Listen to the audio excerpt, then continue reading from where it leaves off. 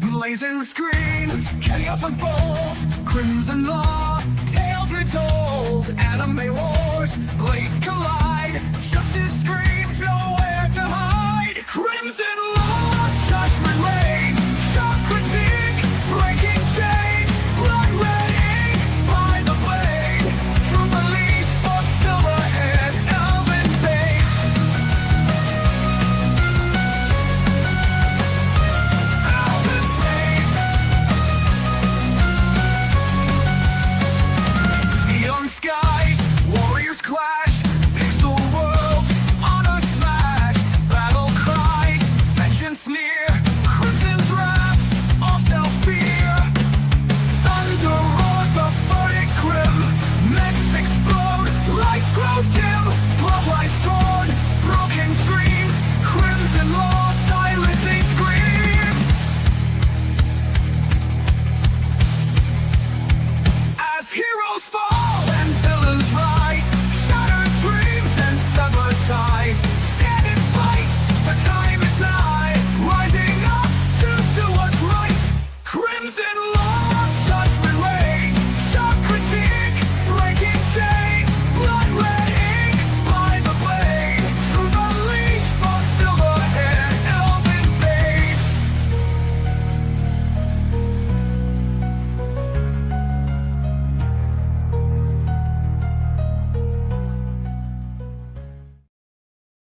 Ladies and gentlemen, welcome to another Saturday Night Live show. I am the host of this, well, what's probably going to turn into one glorious shit show, animated. I don't know. I have a lot of thoughts right now, okay? You're just gonna have to pardon me. It's been a really, really busy week. Let's break this down really quick. We get into some things because I'm sure that there may be some questions as to why there was no 86 video when I usually do videos on the things that chat picks. So let's start here. Sunday. Trying to remember what exactly happened Sunday, but this last week was Fictionology for Black Lagoon, obviously. So I spent the first 3 days of the week trying to make sure that I was all ready and set up for that series, for that Fictionology. On top of that, there was also other people's live streams that I was involved in. So Biggles does his, so I was on there. We were talking anime and stuff. Tuesday, we did the emergency stream over on Rolo and Roman's channel for the end of Chainsaw Man. So we spent some time there. Wednesday, Fictionology, obviously. Thursday, I went to a concert. And then Friday was another, hanging out with the guys who talk Lord of the Rings and stuff over on the Rolo Rome network. So that is basically where I am and why I got nothing done this week. I'm gonna try and, now that things are sort of like starting to slow down and all that, get back into the groove for some of this. Start making videos and all that. I have a couple that I need to make, so hopefully I can really quickly put together my April Fool's video. And then from there, it's basically going to be a couple of other big projects that I have been sort of working on. Let's see here. What do I got?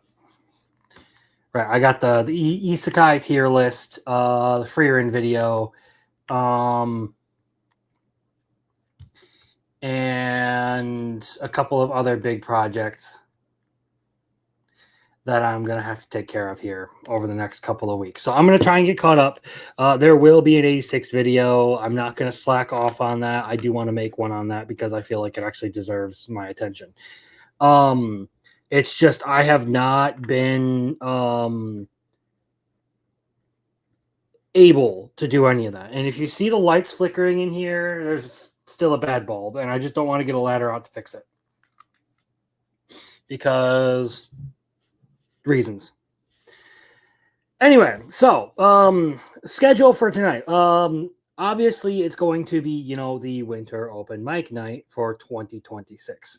And that means that those of you who are regular viewers of the show do get the chance to, come on here and, share your thoughts on a lot of this stuff that we're going to be talking about. We're actually going to reverse order a little bit on some of these things just so that so basically we're going to talk about a little bit of manga. I don't have much to cover this week. Some trailers that came up, and then of course the review of Gargantia on the Virtuous Planet, which was picked by Rolo, which won the selection last week. Then we're gonna pick a new anime for me to watch, and we're gonna go over tier lists, new anime, and more tier lists. So without further ado, let us jump right into things and talk a little bit about some of the things that I have read. So again, I do bring this up because I've talked about it quite a bit, but a new volume came out, so I figured I would throw it on the list. So, The Barbarian's Bride, this is a series that for some reason has no ecchi or erotica tags on it, in spite of the fact that every volume so far has contained some sort of bath scene with almost full nudity. But this is one where I genuinely like the story for it. The characters have been really good. If you haven't been around here, the premise is basically that this girl she's a knight leading an expeditionary force, and ends up getting captured by a group of barbarians, and the leader of their tribe or whatever is like, I really like that you can swing a sword really well, so you're going to marry me. And she basically is just sort of like acclimating to her her life out in the wilderness with these I guess Eastern tribes or Western, I forget exactly which one they were. The artwork's good. I like the character, the world building, the way like powers and stuff work in this.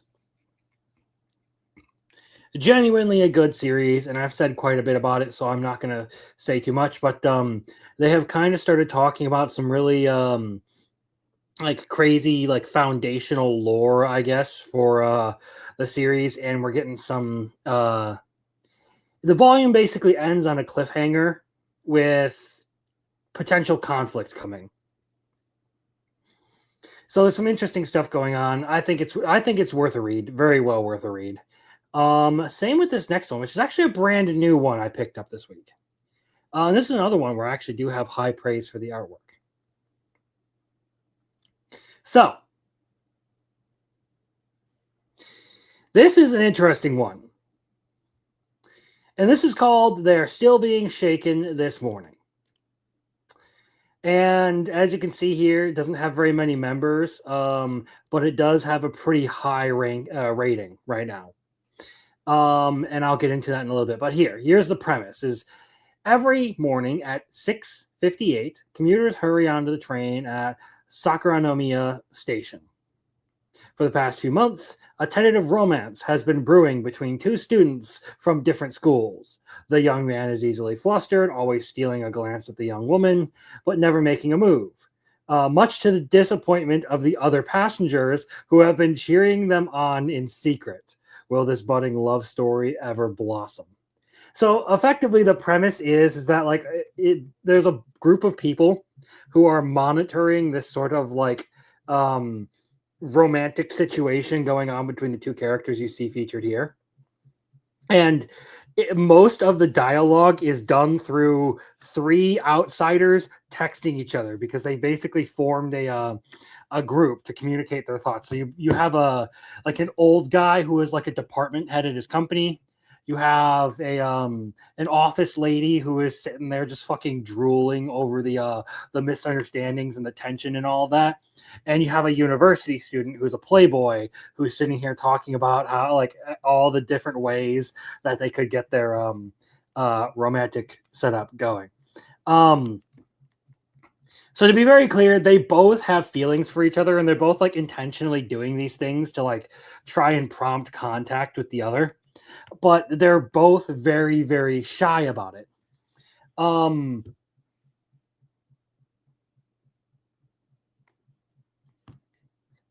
Yes.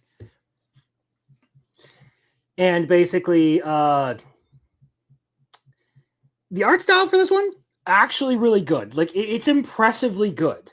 I like it's a genuinely funny series. Like it's got good comedy going for it. And how many volumes are out right now? Maybe not.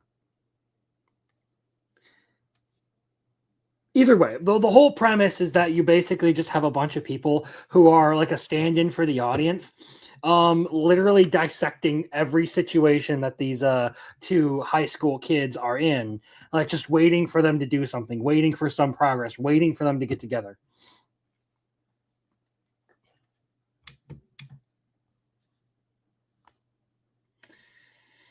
I finished Honey Lemon Soda the other day. All right, cool. That's a good one. It's pretty good. Albeit airing towards melodramatic. Yes, it definitely does lean towards the melodramatic, and that's generally a product of it being shojo.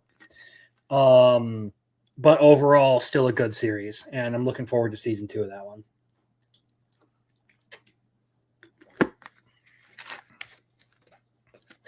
But yes, if you're looking for like a nice little romantic comedy here, this is actually published in the same magazine as The Barbarian's Bride, Besatsu Shonen magazine. That's very interesting.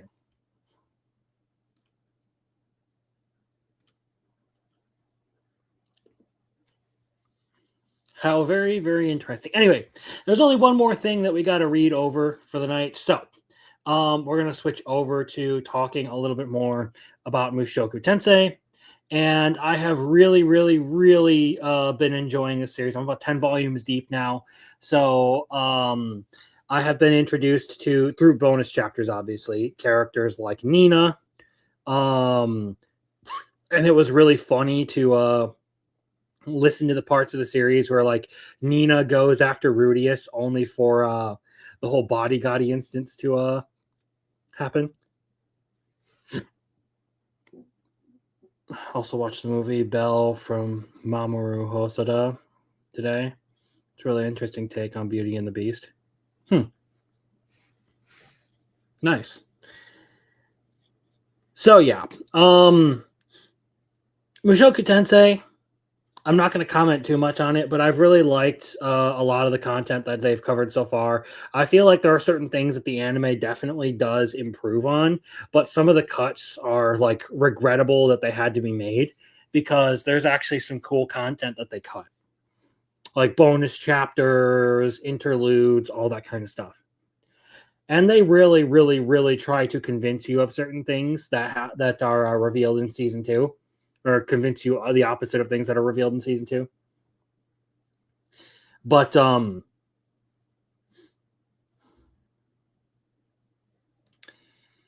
if you've seen the anime, you know what's going on. So we're gonna do things a little bit out of order tonight.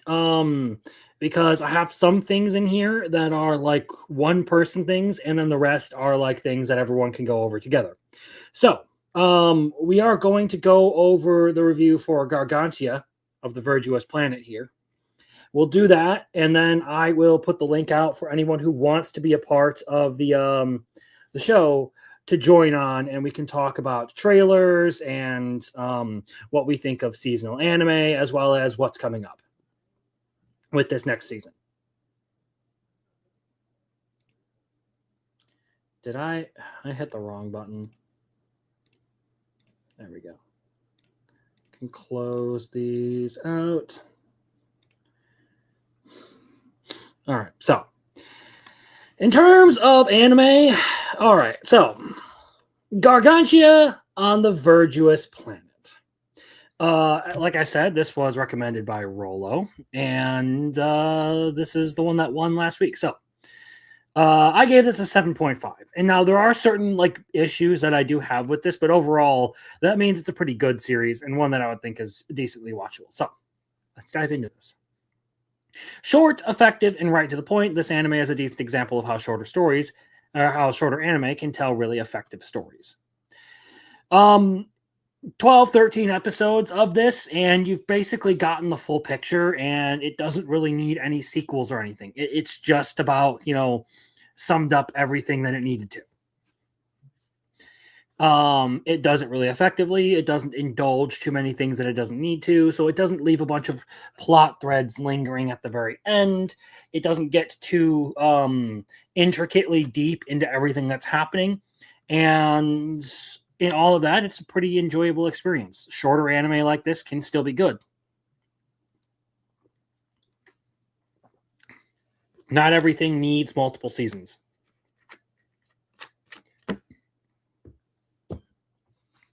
So, getting more into the meat of this. So, I won't say that this premise is unheard of. A member of a technologically advanced human faction finds himself thrown into the deep end and rediscovers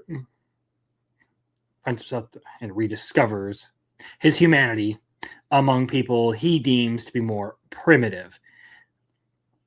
Hell, even the interstellar war between humanity and a bunch of feral space beasts is very reminiscent of Tsutomu Nihei's Knights of Sidonia. So I'm not going to sit here and rag on it for, being or for being derivative or whatever, because it has similar things going on to a bunch of other series. But I did want to point out that my first thought on that like very first episode of this was like, oh, this feels a lot like Knights of Sidonia. Like you have a bunch of mechs flying through space fighting aliens that want to wipe out humanity.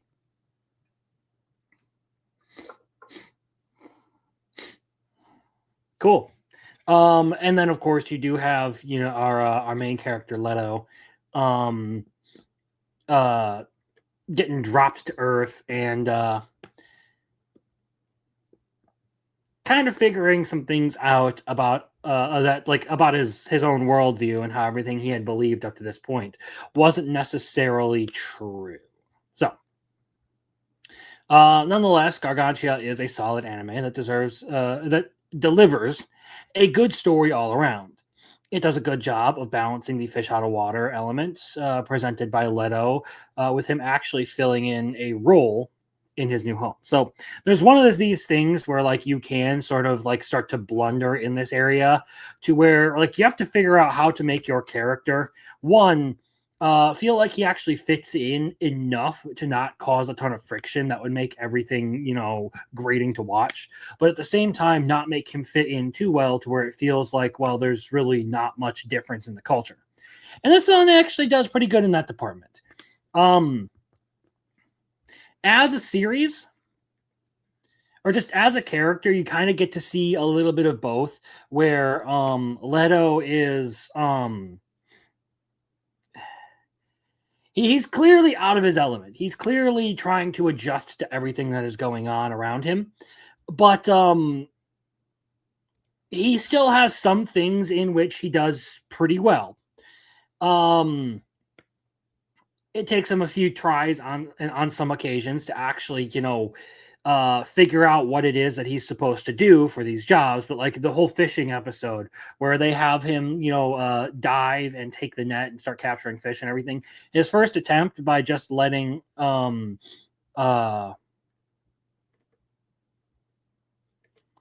his mech do the things was not all that great. But when he actually started piloting it and using nets and stuff, things went pretty well for them.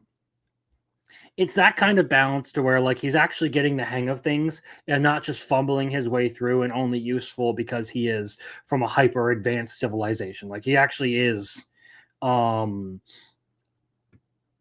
working to be a proper part of the whole crew.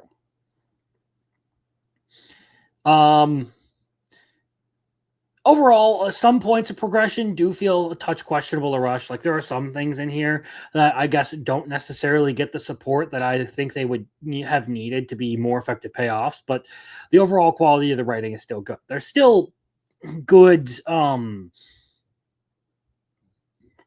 They're still good plot points. Of particular note is this sort of like, I guess, romantic relationship between Amy and Leto, where they kind of like have this like growing relationship across the series. It doesn't necessarily get the attention that you would expect it to get in another series, but it plays a major role in how things end up kind of getting resolved.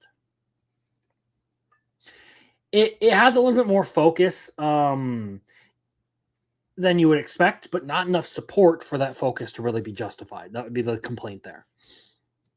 In particular, it particularly thrives around the idea of Leto trying to reconcile all the Alliance's brainwashing with the way of life presented to him, as well as the new discoveries he would come to make about the history of the human species.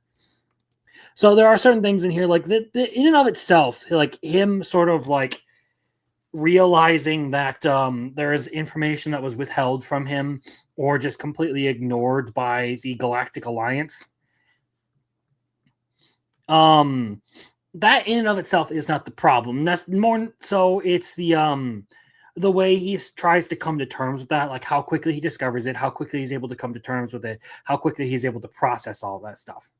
It in this case, this is probably like not like the worst example that you could pull up in this series of things that probably just should have been done a little bit better. But at the same time, it's one of those plot points where you would expect it to get a little bit more focus. You would expect it to be a little bit more central to everything that was going on, and have a little bit more build up to what we're facing. And there is some action that is involved in this series. And it's good. It's entertaining. The fights are cool. But this one largely focuses more on, the mundane things that happen in the lives of those who live in Gargantia. So it presents a good blend of storytelling to really get you invested in the show. So it supports a lot of the action scenes with the downtime that you would need to build up to actual conflict. It doesn't just rush from one fight to the next to the next. It actually presents you with a good experience of like the in between, the lulls between battles and stuff like that.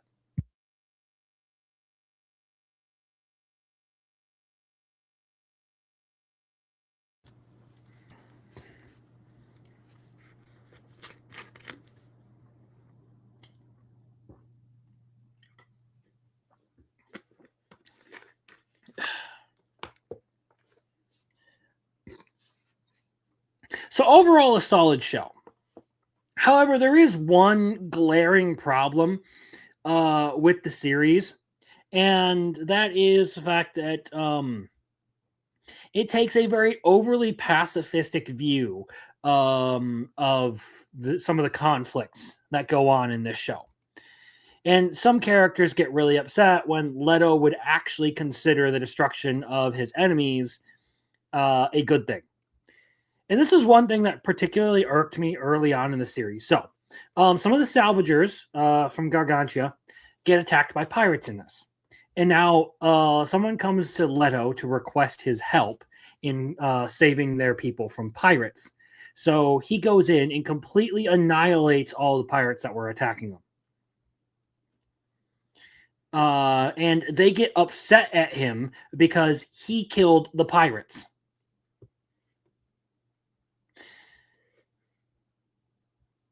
Now, this does evolve into a bigger conflict because this is a small branch of a larger pirate group. So the larger pirate group then decides that they are going to try and get revenge on Gargantia.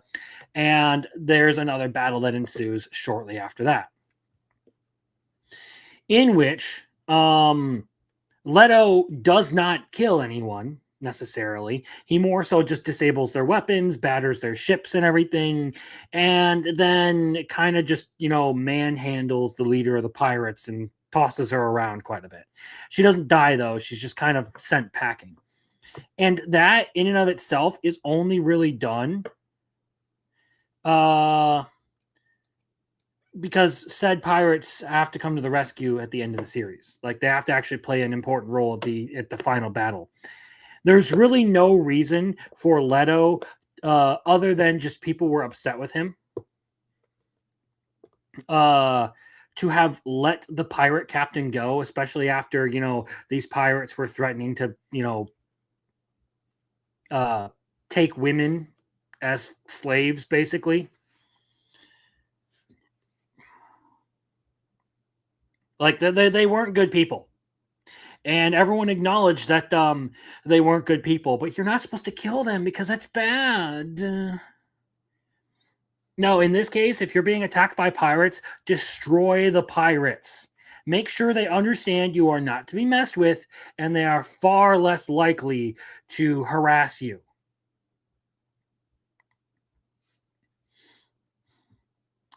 But outside of that one big issue where I have a problem with the way it kind of views conflict, it's a pretty good show. All in all, it was a fun watch. 7.5 is what I gave it on here. So honestly, it was cool. It was a little bit outside of my wheelhouse. It was one that I hadn't ever really heard of. So that's honestly probably will end up being a shorter view of it, shorter video when I get around to making this one. But it was a good series, pretty solid. And glad I got to watch it. I don't generally do mecha, so this was kind of an interesting entry that was outside of my wheelhouse.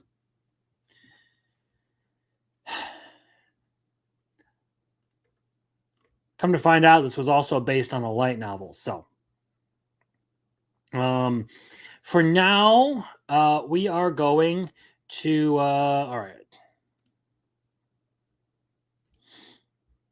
So, how do I do this?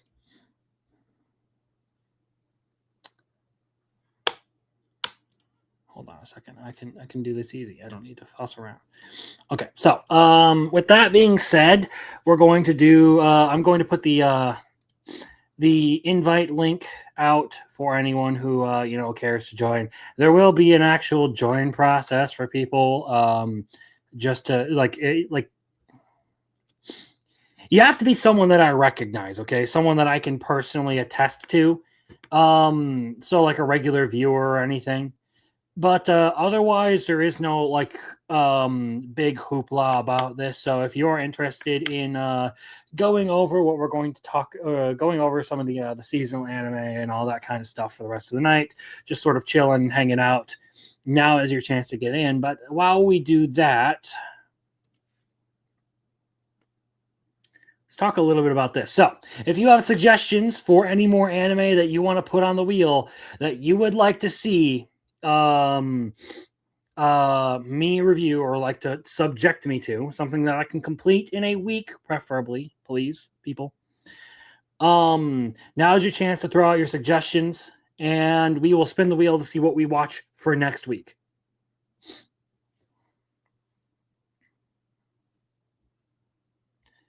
All right, so Muffler says Danmachi.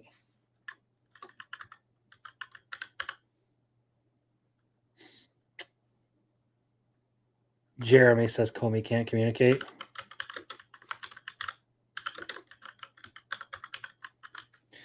It's going to be a little weird considering I've already read the manga and everything for that one. So we'll take it. And also, if you're listening afterwards and you have a show you would like to throw on here, feel free to put that down in the comments. We'll put it on the wheel. Yeah, so Danmachi.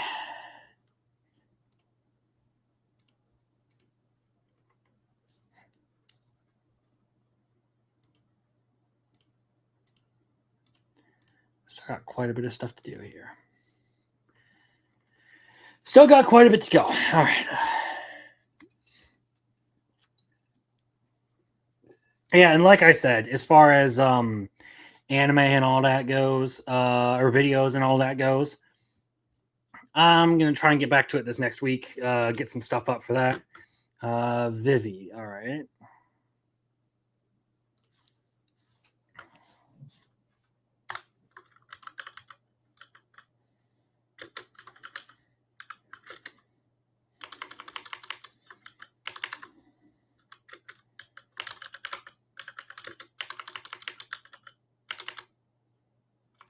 Okay.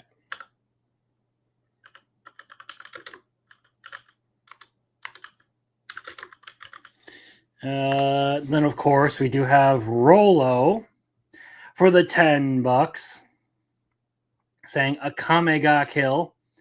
I appreciate that. You didn't have to donate, but since you did, you know what? We'll just do.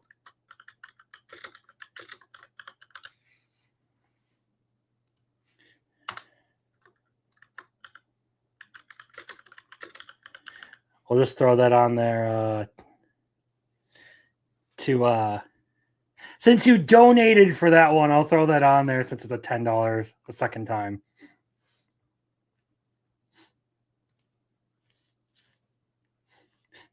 Muffler told me to put an anime on. Oh, well, hold on a second. How many episodes does the comic got kill? I should double check that.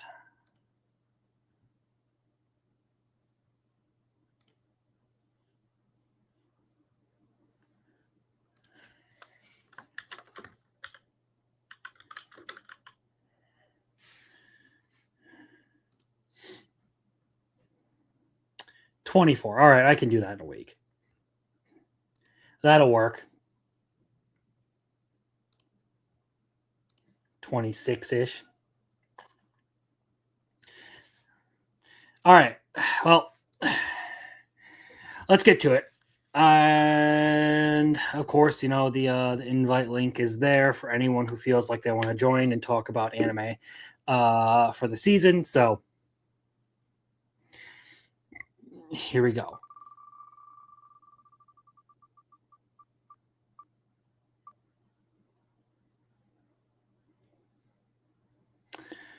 Looks like I'll be watching the first 2 seasons of Danmachi next week. Let's pull that up in the anime folder over here. Duplicate tab. Oops.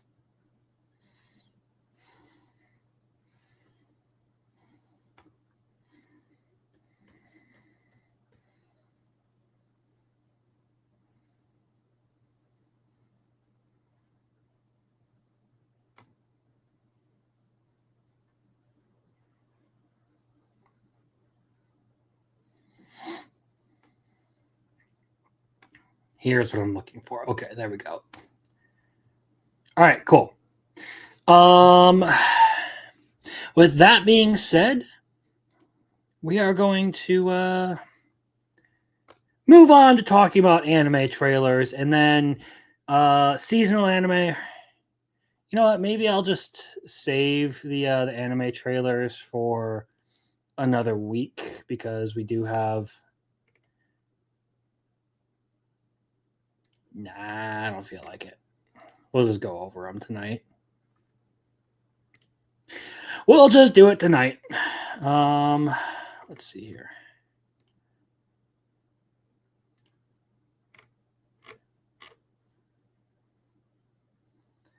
Go take care of that.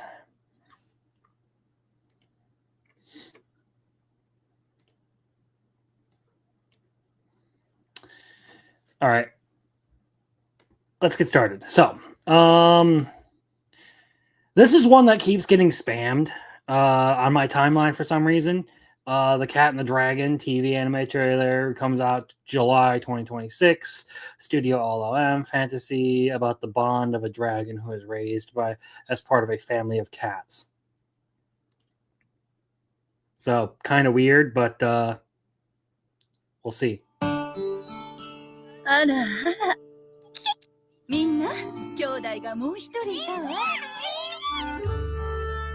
よく見てあなたたちも覚えるのよ In terms of art style, I guess it's not necessarily that bad, but I'm not really seeing anything in here that is like striking me as like interesting.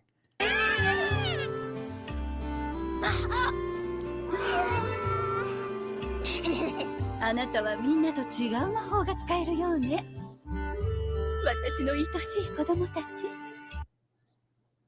Does the cat have fucking magic? I'm gonna do a drink. All right, we have a magic cat. あなたたちを誇りに思ってるわ。ここの洞窟で子供を産みたくて、彼を頼りなさいって。私は猫たちを守る竜である。猫と竜。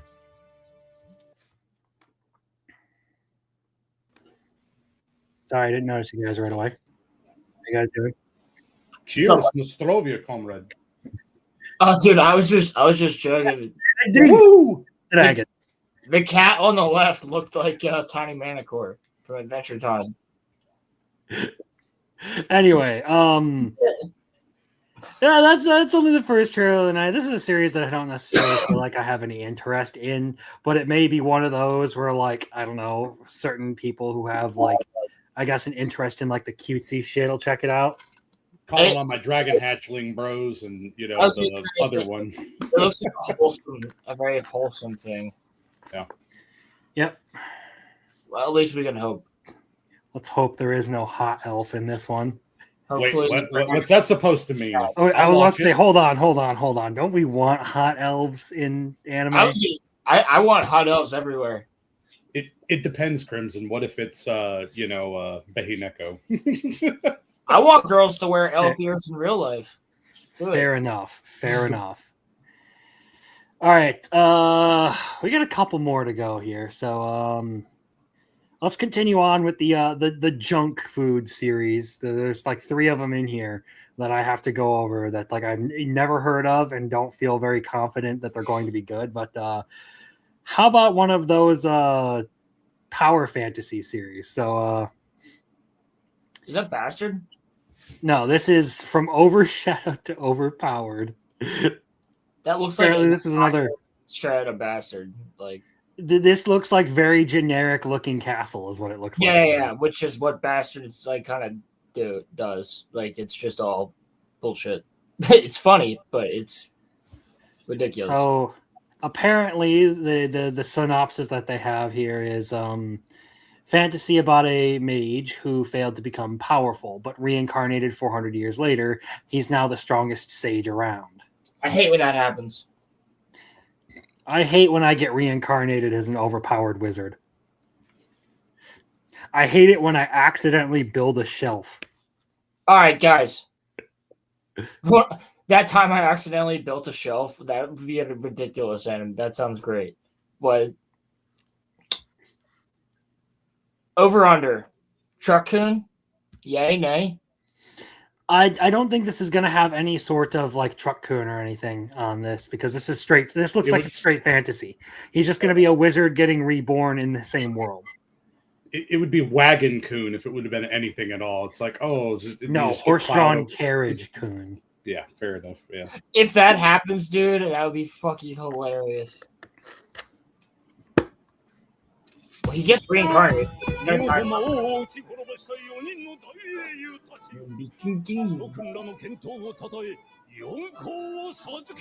Already giving me like generic fantasy vibes with shots Black like Clover. Who's going to be the Wizard King? that.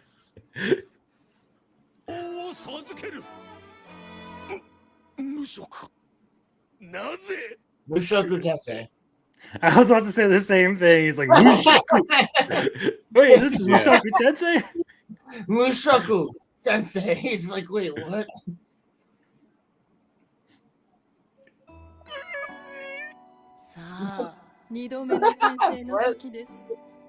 Oh, someone said Tensei. He said Mushoku. The goddess said Tensei.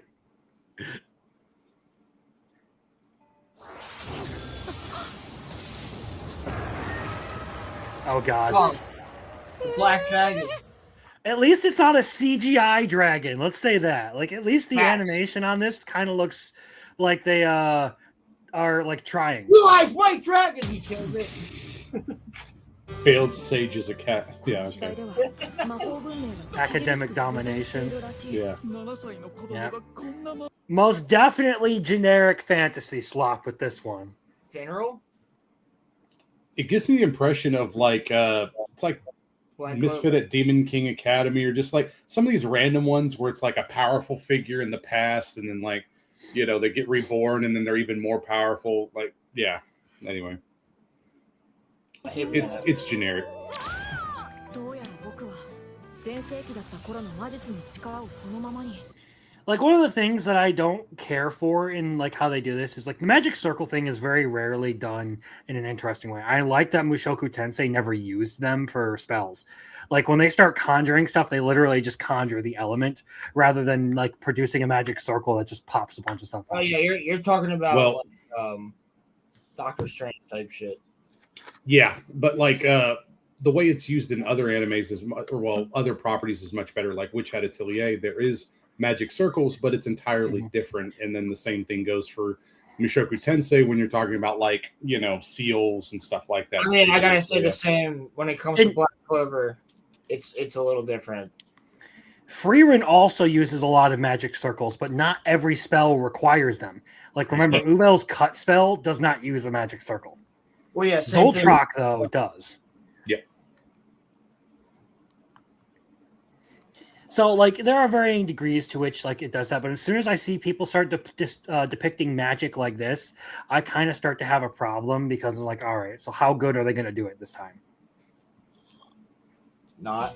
この世界に生まれ変わったみたいだ。お母さん苦しい。 Please.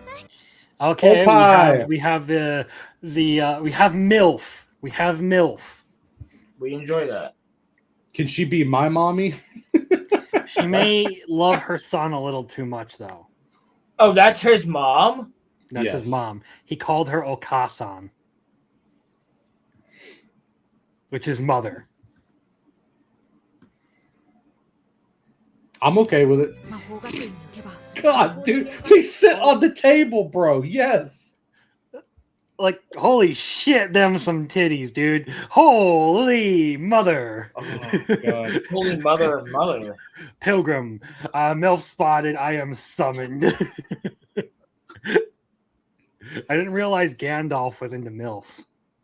Of course he is. He fucks Galadriel.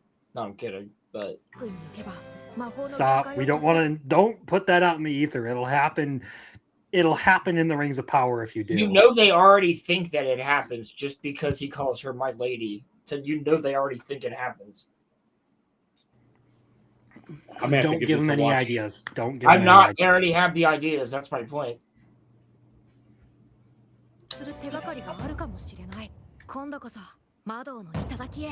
Oh, How we doing, Biggles? How you doing? dude.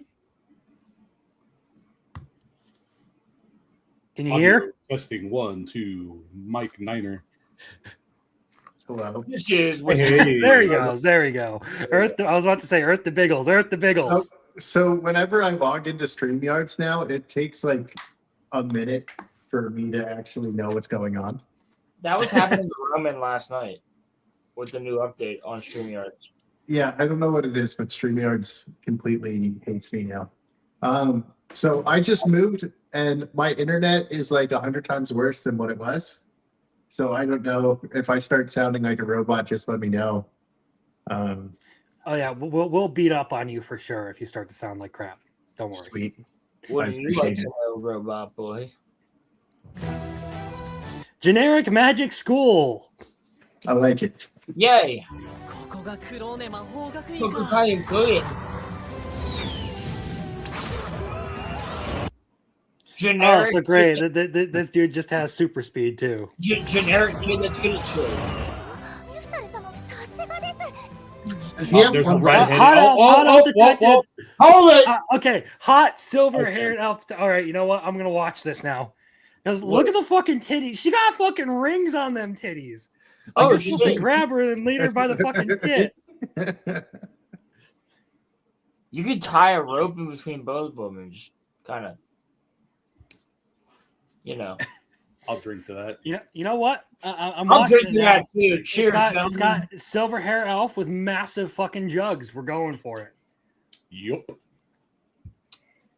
似ているんだよ私の大切な人になさあ本当の魔法の使い方を教えてやるよレベル10エクタル落第賢者の学院無双2026年7月より放送開始 So I believe, if I remember correctly, this is a summer anime. Yeah, it's a summer anime. My name's Milky Shell. I'll teach you all about it.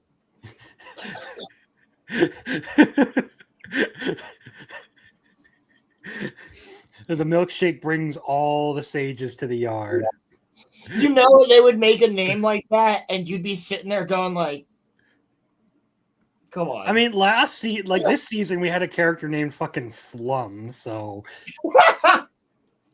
I know. That motherfucker Flem over there.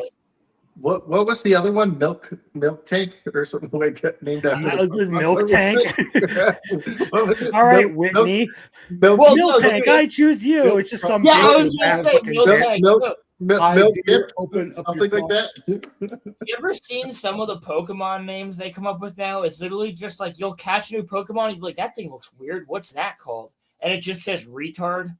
Like, It's a Flamigo, Ash. A Flamigo. Yeah. They'll Get it? just be like Oh yeah, it was milk. Milk it. Oh yeah, Flum and Milk it. Grookey. Grookey is a Pokemon as well now. Yeah. Then there's I literally saw one that was like Pickle Snip. And I was like, you're not even paying attention anymore. Like, you guys, they just don't care. Goondolf. Yo, Hey. Goondolf is crazy. Goondolf the White. The old man from Tales of Wedding Rings is respected. Okay, he is. You the have Gandalf, no okay? power here, Goondolf Stormcrow. All right, still got a few more trailers to go through. So I have no idea what this one is, but it popped up as I was getting the stream ready. So here we go. I have no idea what Firefly Wedding is. It doesn't give me a synopsis. It just says it's coming out in October. If it's anything like The Grave, it'll be sad. Jesus. Animation looks good. Looks like, I don't know, like maybe a historical piece of fiction here. You know what, Like- dude? If it's a slice of life historical fiction, I like this. So I'd be down for that.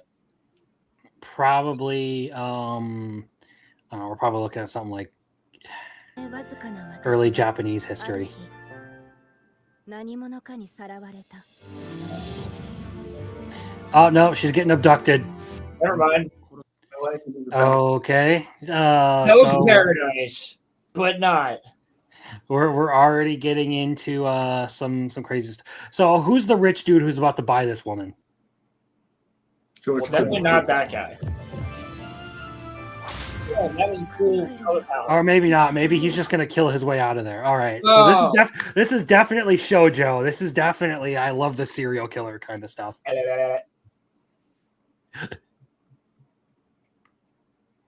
That face design though, like I don't know Yo, what to dude, think. I of. love it. I love when they have characters do that because you can either have a good guy do that face or a bad guy do that face, and it means completely different things.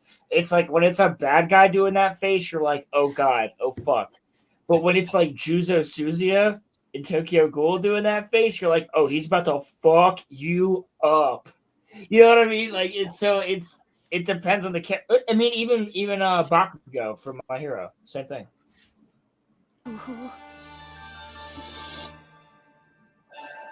私と一緒になれば全てが手に入ります私たち結婚しましょう Oh shit, is he a good guy, but also crazy as fuck? I think we're probably looking at some like crazy like killer guy who rescues her from being abducted and she just starts like following him around. Like we're dealing with some like Dahmer shit. Yeah. I can I don't fix disagree. him. Is he still alive? Dahmer? Yeah, he is, isn't he? He got executed. Oh yeah, you're right. I I'm was sure he thinking got the death penalty. Yeah. No, he did. He got a lethal injection. Never mind. ちょっと愛が重いけど I'm tired and I've had a couple beers. 幸 My せ bad. Fair enough. Oh, my serial killer history is a little bit off. Sorry, guys. No, you still- All right, this is another Firefly one where Wedding. I don't quite know what to make this one. David Production. Why do I feel like Yeah. I've I should know that name. I can tell you right now, Yeah. just by looking at it, it reminds me of Link Click. Just by animation style. It says All right. JoJo's Bizarre Adventures, Oh, okay, that makes a lot Fire of sense. Force. Oh, Stuff right, like that. Fire Force. Okay, so at least they can do some good animation. Face now, yeah, for sure. Yo, Marcel said Goondolf Simcrow. That's fucking crazy, dude. All right, Undead Unluck. Yeah. muffler tape. This next one's for you. Ooh. All right. Goondolf Simcrow. Yes. Let's go. Yeah, Ghost so in we the got Shell. Ghost in the Shell for Summer Boys by Science Saru. I have not seen this yet. I'm excited. Yeah, this new All one's awesome. Let's go. Well, that music's kick ass. Yeah, it is, dude. I Oh, like the designs. Blue I'm hair. not gonna Yeah. lie, like right off the bat, the art style and the designs look good. Major looks phenomenal already. Is that her? It's Yeah. her. Yeah, I Yeah, thought so.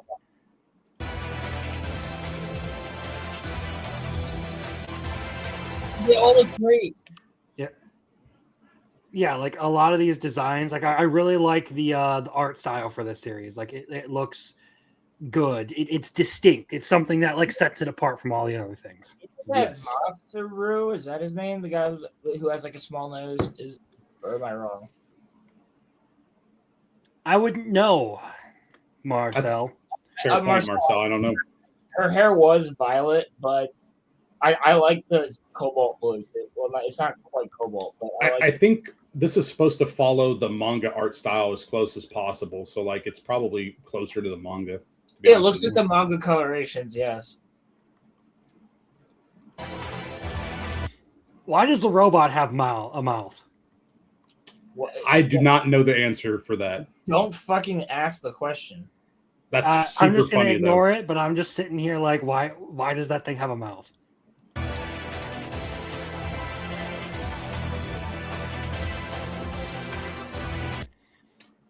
That's kind of creepy. Smeagol? We want it, Gandalf. Dude, all right, real quick aside. I was watching Primal today, bro, and I caught up on it, and there is literally Gollum in that show. There is a guy who is just Gollum, and he goes and takes a scoop of like black liquid out of the lava and feeds it to the guy. But it's just Smeagol. It's literally just animated Smeagol. It looks like this. Like, That's fucking freaky. yeah, that is freaky. That looks more like lizardy. With the eye. Oh, whoa. What was about to happen there? I have no idea, but she got some titties. Fish fucking does. I hope I get to see them. That's on whether or not there's going to be nudity in this. That is a fair question. I think there probably will be, considering the major. You never know with Science Saru. I don't know. I hope that they would, do whatever's in Yeah, the manga. definitely But from the manga. Yeah, but just because some series do that doesn't I mean that know. the animators are going to do it. I know, because they're no fun. Those silly gooses over here in the West.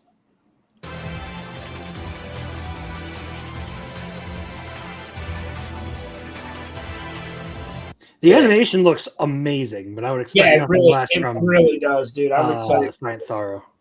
We're watching this one together. That's for sure.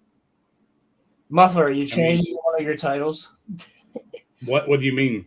for fictionology? Oh no, I didn't, because we're going to be talking about spring anime. So I felt that this is True. Yeah. Oh, fuck yeah, dude.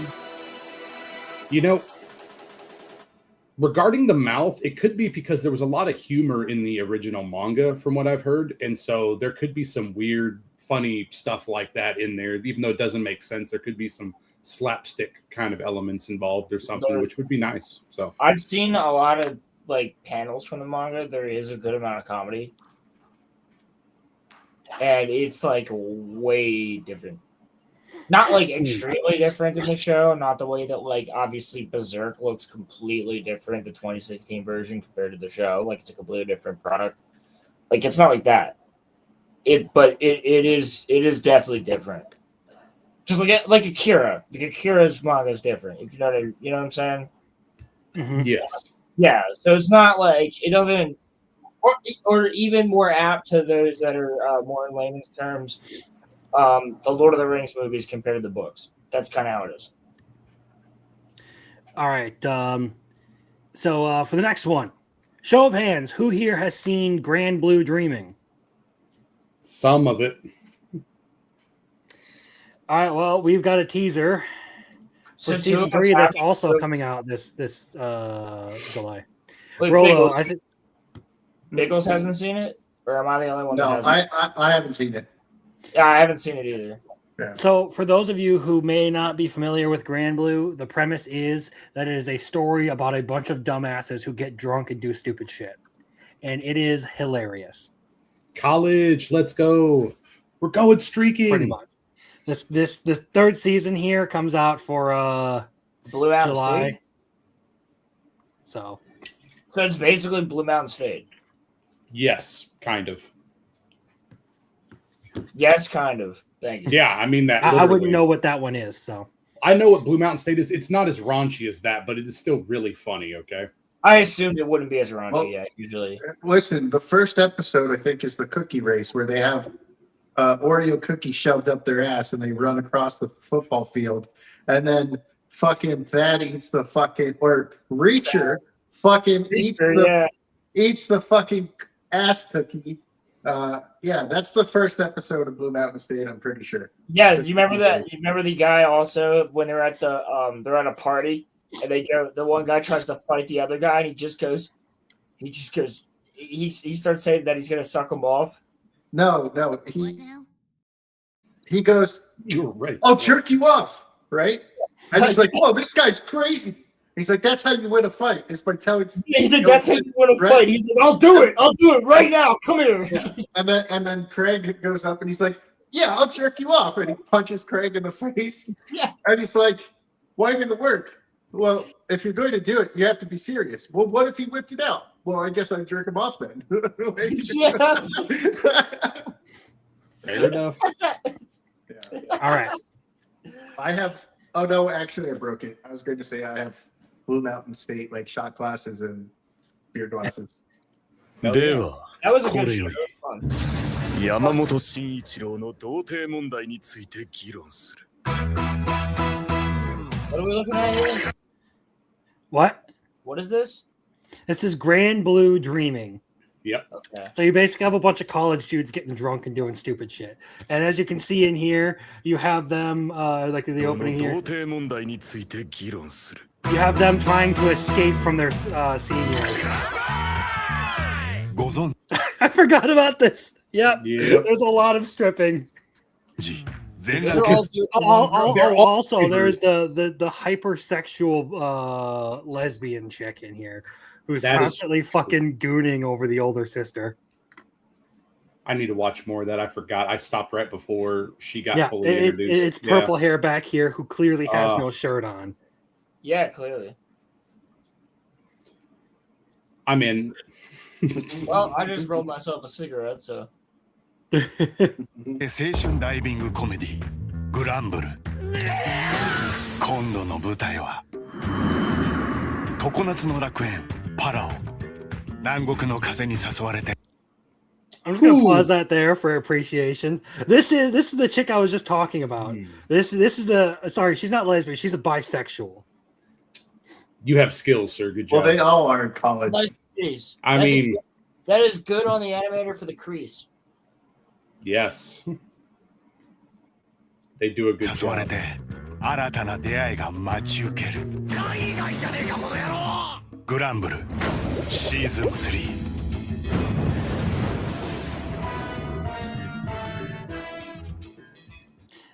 Music's kind of groovy too. Yes. Yeah, I dig it. So yeah, I'm looking forward to that. Watch the first 2 seasons of this for one of these shows. Someone, I think it was Arceus, got it selected. And it was pretty funny. Now this last one is one that I'm gonna have to watch for summer because this is another one that gets referenced a lot when you start talking about isekai. There's only one season out, as far as I'm aware. So this is the saga of Tanya the Evil. July 26th. Let's go. Yeah. Yep. So I gotta watch the first season of this so I can be up to date on all the Isekai Quartet stuff. This is the only one that I haven't watched. So the dub is awful, but also I laugh at it. So just so you know. Interesting. 本気なのですか？デグレチャフ中佐に戦闘団を任せるなど。無論発案者に一任するほかあるまい。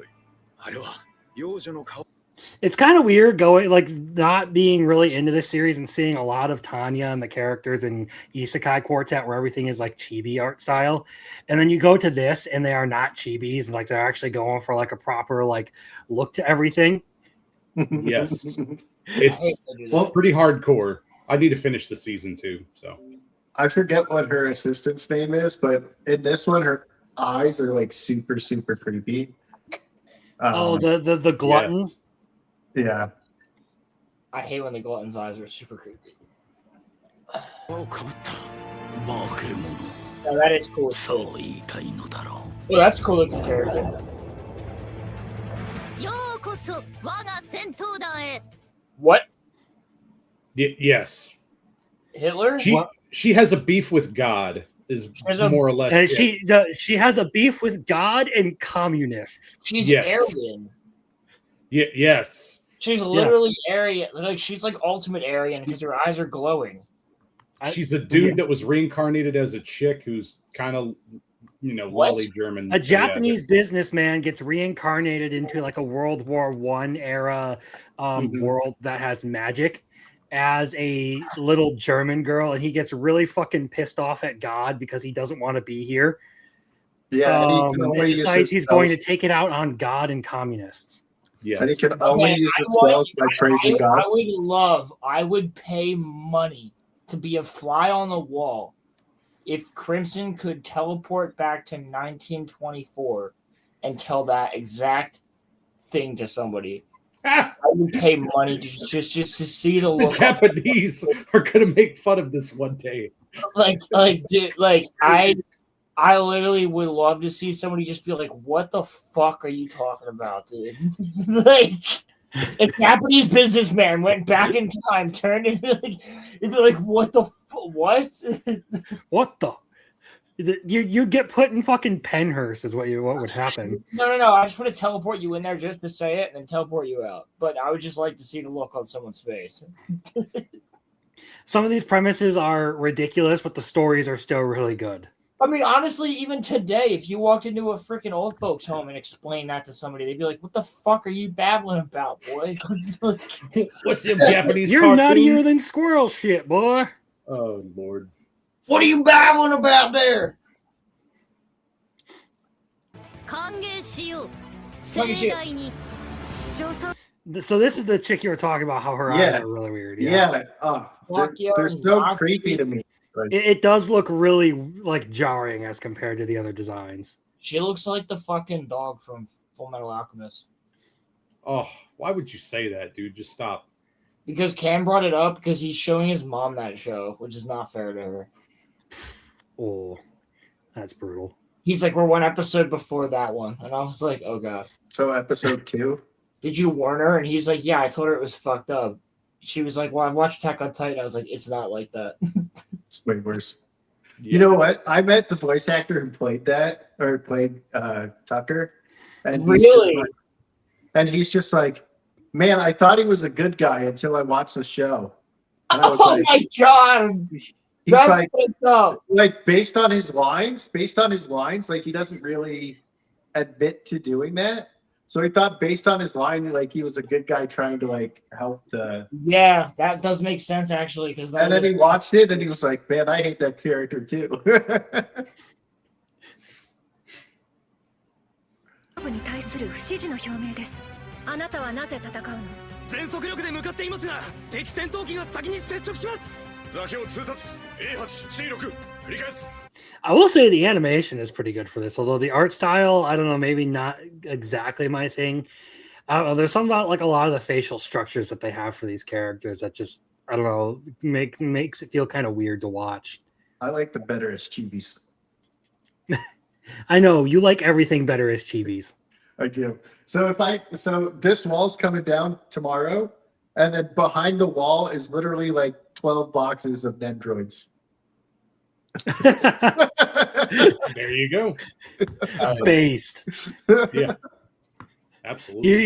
You're just gonna like walk into like Biggles' basement and the whole floor is just lined with Nendroids. You can't walk anywhere. Well, That is a German right there. That's a German symbol. Yes. yes, like the Iron Cross or whatever, right? Mm-hmm. Oh. They're Germans. Well, technically, they're based on Germans. That was a German. He's 勇者は倒れた地で眠るものだ。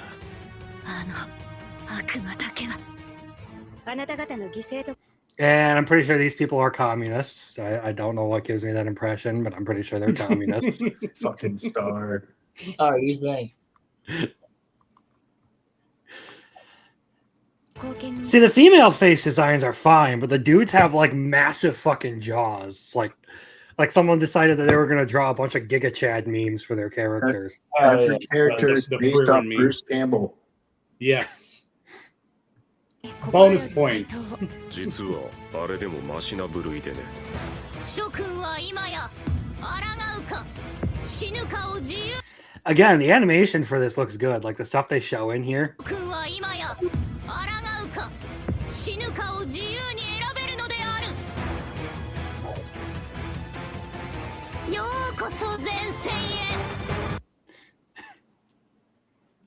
And then, like a lot of this, just like for like the war story kind of stuff, is like why I really want to watch this series. But for some reason, I've just never gotten around to checking it out. It looks It's awesome. interesting. That's for sure. Yeah, I was saying the other day we should make Roman watch it.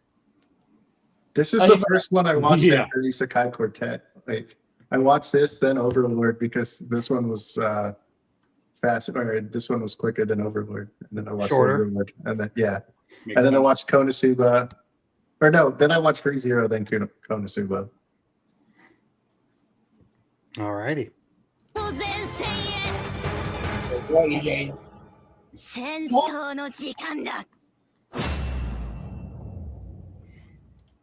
She definitely don't look evil, you know. She's a little sociopath. It's all good. Yeah, most definitely a little sociopath. Probably. One would assume, judging by the look, she got them crazy eyes. She got them crazy eyes. Yep.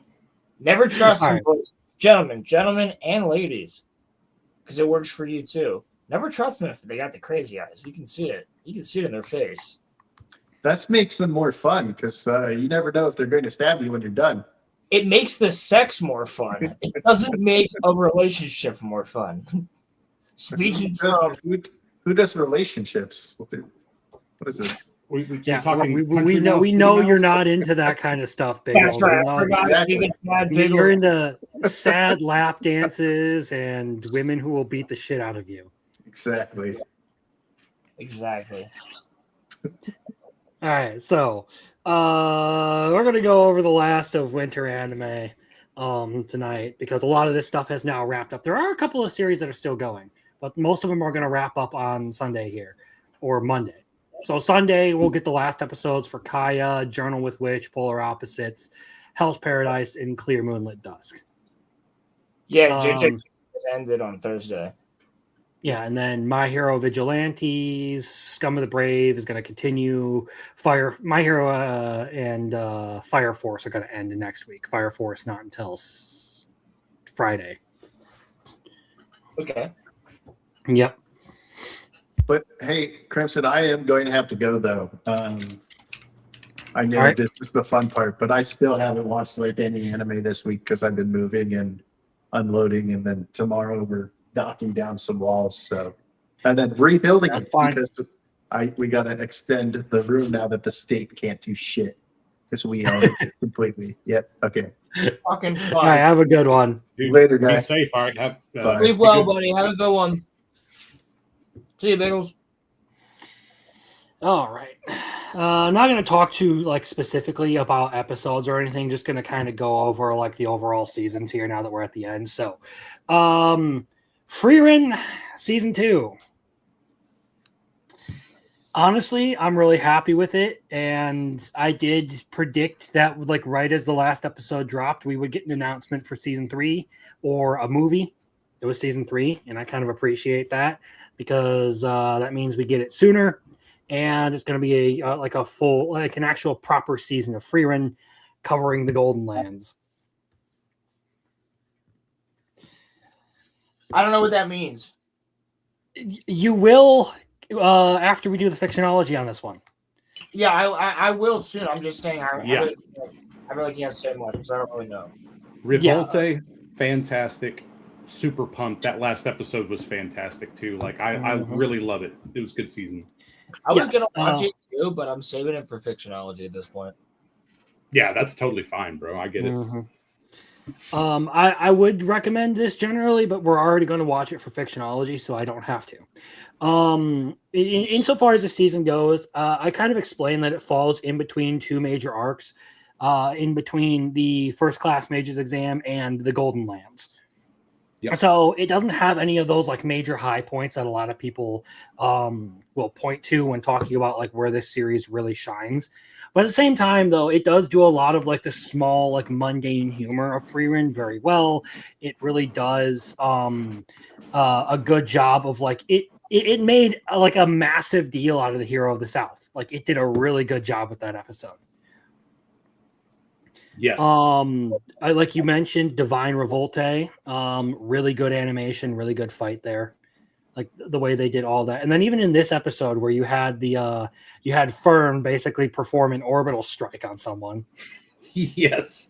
Orbital bombardment detected. AC 130 above. No, that was fantastic. I like the story about the bridge too, man. A lot of that was pretty heartwarming and pretty good.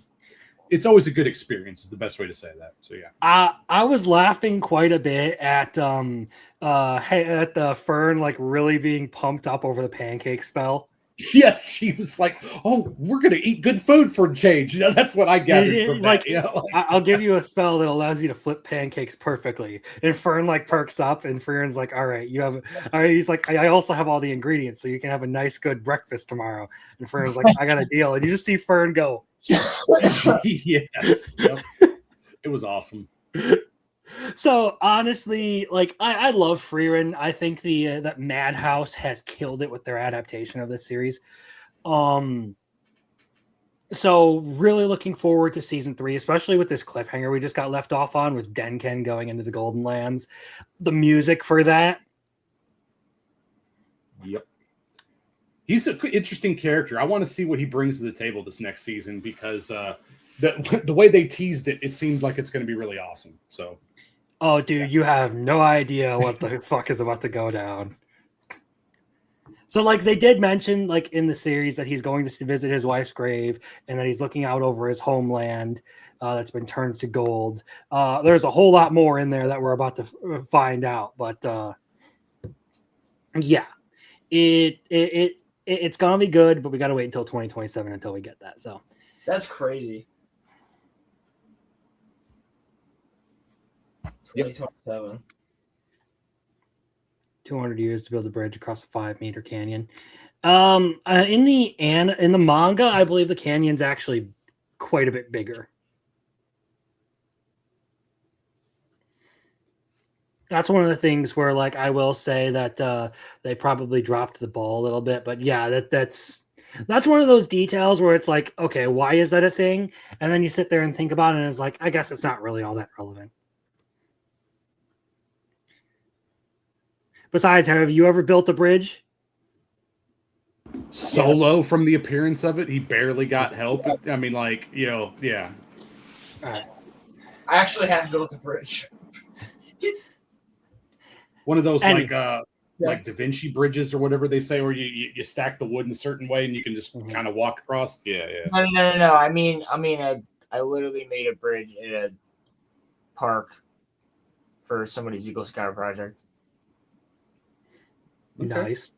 So it's funny when you say, "Have you ever made a bridge?" It's like, actually, yes.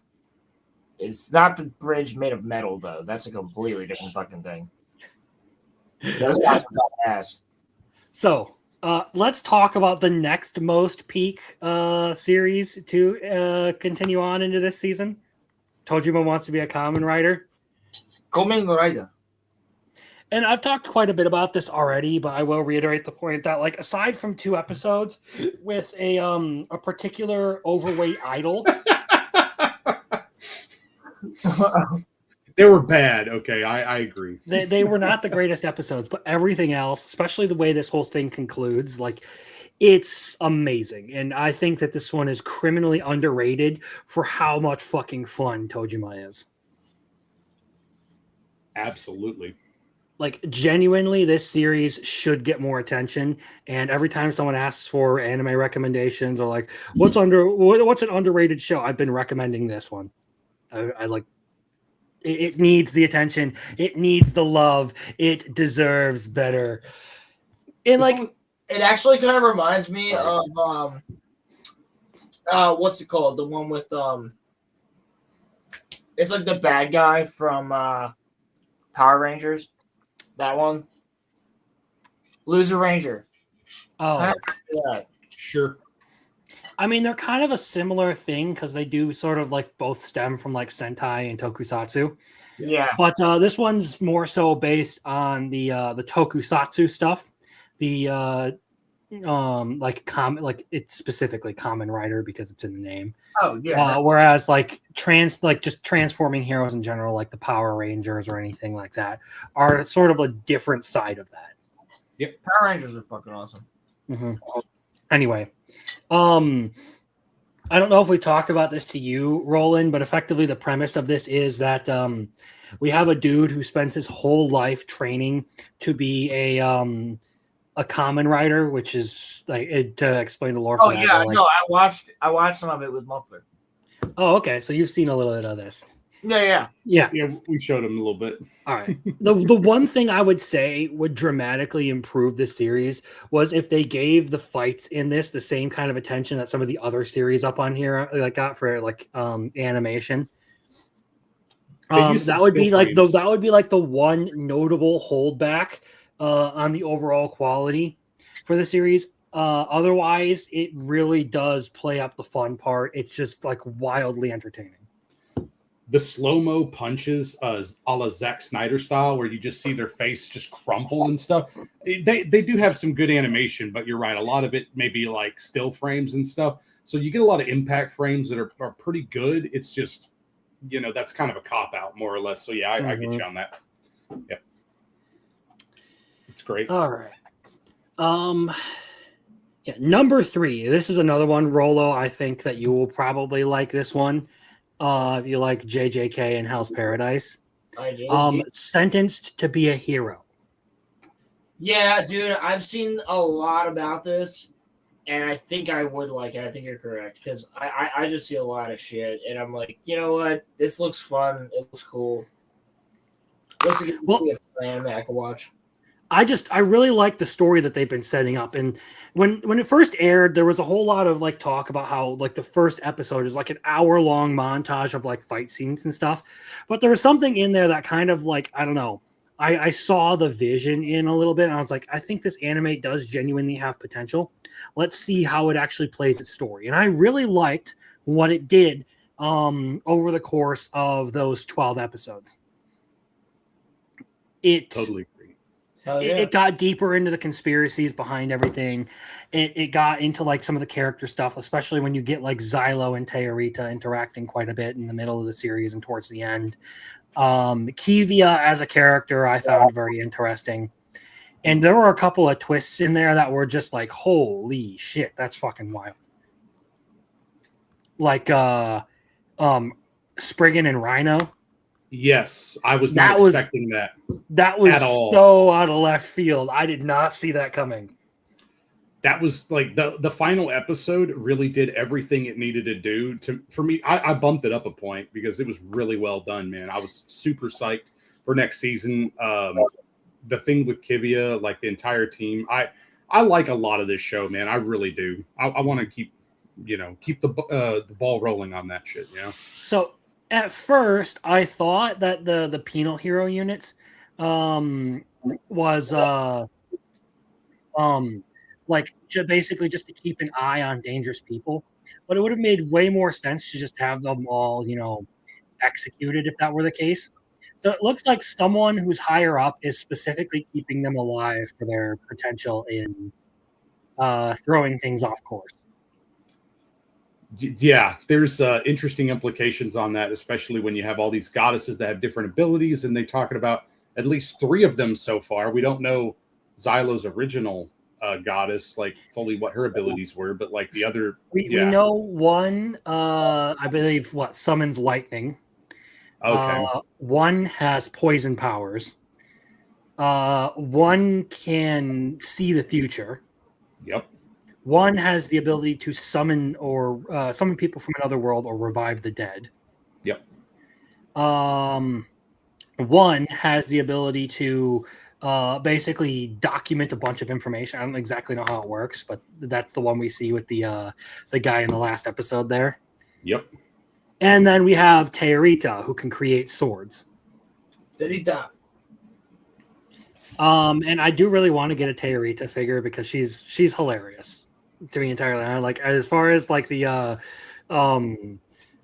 adopted daughter figure, like a daughter characters that you get throughout here, like Beatrice and stuff like that, I really like those archetypes. So like Teorita, she's just adorable. Like literally just golden retriever child who can make you the ultimate weapon, That's neat. Yes. Praise me more. And then whipping her hair into him and shit too. That was great. Give me head pats. Yes. Yeah, it was good. The other goddess received a whole 7 head pats during their time here. I'm not asking for much. Oh, Lord. It's a good show. It's really well animated. I've liked the designs on the characters, their arcs overall, and just the story they're trying to tell. Some of the characters are just batshit crazy, like Sav and His Majesty. His Majesty is fantastic, though. Okay, like I really appreciate that character. Like I hope we get more of his backstory too in next season. I swear, like it's going to be awesome. Mm-hmm. Well, we've gotten a little bit of information on a lot of the characters. Like we got a little bit of like what Dota did to get there. What well, we know what Kivia did to get there now. I don't think we really got any. Well, I think we did get something about Zav. Veneton and I don't know anything about this one. What? I said I don't know anything about this one. That's fine. I'm just saying, I'm just going over it generally. Like, I feel like they executed really well on the premise for this series. I feel like it got better and better the more I got into it. Agreed. All right. Number 4, we do have Kaya. Kaya-chan Isn't Scary. This has 1 episode left. And this is another one of those series where it's just like the more and more you watch it, the more you're just sitting there like, oh shit. Oh shit. Oh fucking shit. What? Huh? Yeah, this is not the sort of like childish ghost story that I expected out of it when I started like watching it. First episode was like, all right, I guess it's kind of okay. Like there's nothing particularly impressive here. Second episode was like, okay, that's fucked up. Yeah. And then you get deeper and deeper into the series and it's like, oh, that's even more fucked up. And then this latest episode that came out about a week ago is kind of just like a holy fucking shit. What the hell is going on with this series? Did I lose the plot, or is this just like the worst family in existence? Yes. No, Roland, it's pretty hardcore, man. I've only watched a few episodes because I'm holding back watching it with Arceus. But like, yeah, I can get the impression that things are going to be way worse going forward. Plus, Mob is really weird. Regardless, that's where my stance is. The latter episodes that I've been watching have way more focused on other characters than Mob, so I guess there's that to look forward to. Yay. But this series overall is just really well written. The story is very compelling, and it defied my expectations of it. So Arceus can take a W on that one for hyping it up. Alrighty. Absolutely. Yay, Golf Arceus. clap. Woohoo. Yeah. Haha. All right. Number 5, season 2 of Medalist. Really enjoyed this one. It starts out with the competition and then goes into training and like pivots into like setting up basically for the movie that is going to air next. I know some people feel like it was kind of just like transitional, like it was a lot of setup, but I did enjoy that. I liked a lot of the character stuff they did with Tsukasa and Inori. Some of the like more like comedic moments, like the whole thing where like Inori sitting there like bragging to everyone else, like, I can do what you do because I have abs too. And then gets really embarrassed later on because she's like super upset that she showed her belly button to everyone. Like, you did that to yourself. There are also some really wild out of Yes. There are also some really wild, like, out of context moments for this one. Like some screenshots that were posted with the, she's really conked out. I must have been too rough on her last night. Oof. But yeah, Medalist, it holds up. It's still a good series. I really liked it. Same things that I would say about it is the two main characters are great. You really do want to root for Inori. And the competitions that they have in here for the figure skating and just the explanations that they will give you for it are overall really good. I think I'm the only one here who has watched Medalist, so. I hear good things. That's the most I can say. Mm-hmm. Then we have childhood. You can't be in a rom-com with your childhood friends. And I like this series. I honestly thought it was pretty comedic.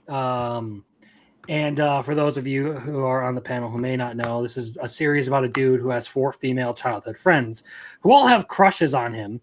And he is just sitting there trying to hold himself together and not act on any impulses. Meanwhile, you have 4 girls constantly flirting with him. It's amazing. It really is, Roland. It's pretty hilarious. Okay, there's a lot of ecchi in it too, which I can approve of. But like, especially like in the beginning, you get a lot of like, anti shots and stuff. Yeah, for sure.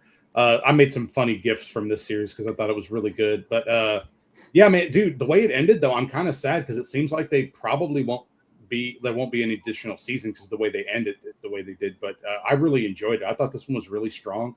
I felt that the additional girls, as the series progressed, kept it good too and kept it fresh because the original trio, they seemed like they weren't forcing the issue enough. And then when you get the little sister type and you get, Tomboy, and then they really add to that dynamic quite a bit. And it really is good, in my opinion. Yeah, it's a good comedy. I won't say it's like the greatest romance anime out there or the greatest rom-com out there. But I would give it like an 8. I feel like it would deserve that. Like, there are certain areas where I feel like it struggles, but overall, it's a really good, just sort of like, I don't know, mockery of the whole childhood friend thing. As well as just generally being, funny. Because there's a whole thing in Japan about how, the childhood friend always loses. Yes. And this is one where the childhood friend cannot lose because they're all childhood friends. Correcto. I see, said the blind man. Mm-hmm. Trust me, there's a girl for everybody in this one, man. You could watch this and have a good time, okay? Well, there's a girl for everyone in 100 Girlfriends, too, so. Valid. I need to get caught up on that. And the final one in the must-watch category for me is Journal with Witch. One of the more artsy-fartsy anime of the season, but I really did enjoy the series and how it sort of like covered grief and loss and just, the sudden loss of family members. And overall, like how like those dramatic changes in life can affect someone. It has one more episode out there. We're going to see what sort of resolution Asa is going to get. But like looking across the series at like how Makio has developed as a character has been really interesting. They've been leaning less on the grief and loss stuff in these past couple of episodes, and more so into just Asa trying to figure out what she wants to do with her life. It's awesome.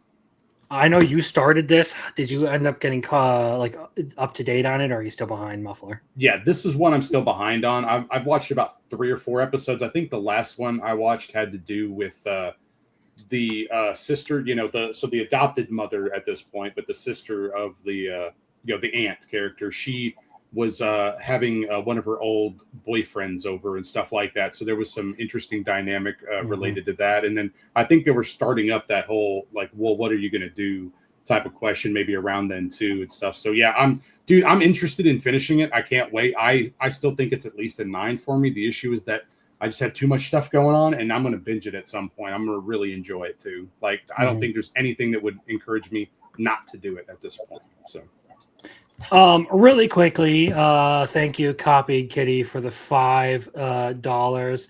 Really quickly.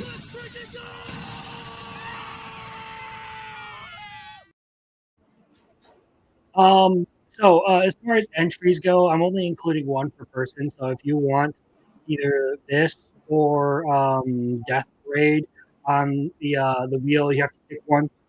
I'm only doing 1 entry per person. As far as this go, any reason I didn't include Wasteful Life of High School Girls, I just forgot to put it on the wheel. It's as simple as that. As I was in a hurry, and I forgot to put it on the wheel. In Copied Kitty's defense too, on that is a good series that Arceus had me watch. So I think you'll enjoy it whenever you get around to it. So hopefully it comes up on the wheel soon. Mm-hmm. Yeah. Which one is it? Wasteful Life of High School Girls. It's better than the high school boys one, in my opinion. That one was stupid. The girls one is a little bit better because it's really funny, in my opinion. So yeah, that's my bad. I apologize for screwing that up. You silly goose. Yeah, I'm such a silly goose. Anyway, let's talk Oshinoko, the last episode of season 3. I know you probably have controversial feelings about this one, Muffler Tape, but this episode really fucked me up bad.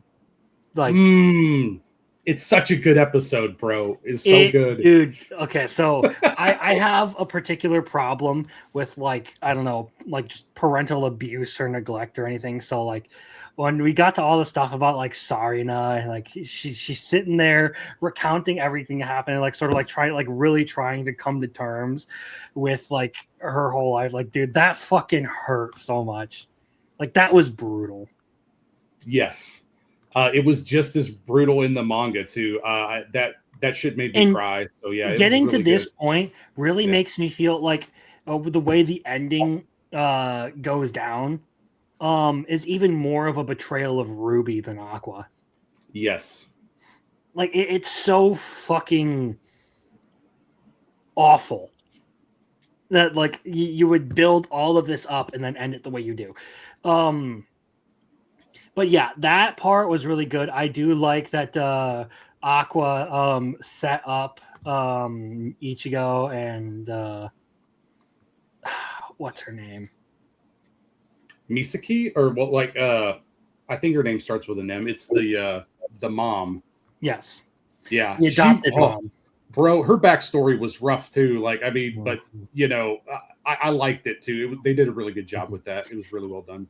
But yeah, overall, like this episode, oh dude, the stuff with the stuff with Sarino is like Miyako. That one would have had me fucked up for the whole day if that was how the episode had ended. Like I would be drinking far more heavily today if that was how things went. Like I was sitting there like I kind of want to cry over this. Like this is well, hard. Dude, they did it the double episode, and I'm glad they did, because if they would have ended it on her going like, I'm 16, Oni-chan, right? I'm pretty sure that the internet would have had a fucking meltdown. Okay, like literally, because I was watching it with Arceus, and I was about halfway through that episode. So yeah, there would have been some big issues. So I'm glad they did it the way they did, and they left it on a humorous note. Mm-hmm. Yeah, so that's good. Have you ever wanted to be a child actor? Huh? The fourth wall break. Correct. Yeah. So yeah, Oshinoko gets back up into the must-watch category for that last episode. That was fucking amazing. Like that one hurt me deep. I'm not gonna lie. Like that one hurt deep. Just wait for season 4. I think I'm going to recommend this for Fictionology in the future, just to punish Roland and stuff too. Because like I'm curious. I hope, man. I'm really worried about the next season. But you know what? We're all in the journey together. We're I'm all committed. on some hopium that they will do Yeah. an anime original ending. Yeah, it's going to be rough, everybody. But we're in it together. So My Hero Academia Vigilantes. This one still has one episode left. And I will say that I've really enjoyed it. I'm not going to put it back up in the must-watch category because overall, I think it's a very good series, but maybe not a must-watch, especially because this season has lacked a significant amount of Hobo Batman. Yes. But this last episode with All Might and the resolution to the whole Sky Egg, that was fucking good. Like, the All Might scenes in this latest episode were great. So I should watch it. I would suggest because you also get Aizawa's backstory in this series. Okay. Yes. Which was pretty good. It's just genuinely a really good show. And I like that, like, you know, we've seen in the second season a whole lot more of Koichi's powers and like how he's actually like has potential to be a really great hero. Potential that was all squashed by his overprotective mother. Yes. I'm not current on the series anymore at the moment, but from what I've seen, it was this series has some ups and downs this season, in my opinion, and I spoiled myself inadvertently because I had a question on something, and so I'm gonna continue. Sorry, the series, but I'm a little more lukewarm on it, you know, and so I'm curious to see how it ends because I do want to see Koichi's journey and stuff, and you know, yeah. So that's where I'm at on it. Like, I think it'll be a good supplementary series for My Hero Academia fans, and you're gonna have some fun here and there, so it's worth the ride. Yeah. Yeah, I think these last couple of episodes have dramatically improved my opinion of it. Otherwise, I probably would be pretty lukewarm on it too.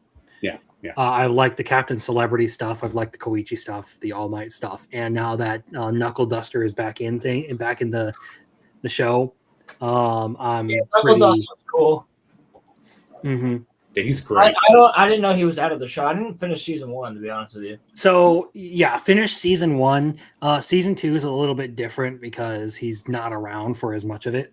So that's fine. I mean, we didn't get Kishibe at all, and the rest of Chainsaw Man. So spoilers, but yeah, totally, I get you on that. Yeah. You know what? That's actually not even really spoilers because people that could be whatever I'm talking about. They could be at any point. Yeah. Moving on down the list. So, you and I are polar opposites. This is another good, you know, rom-com anime. Much more on like the cute, wholesome side, where you basically just have some like fluffy young love stuff going on. There's a decent bit of comedy centered around just like Tani and Suzuki being, you know, themselves. I think there's still one episode of this one left. I don't think it's quite finished.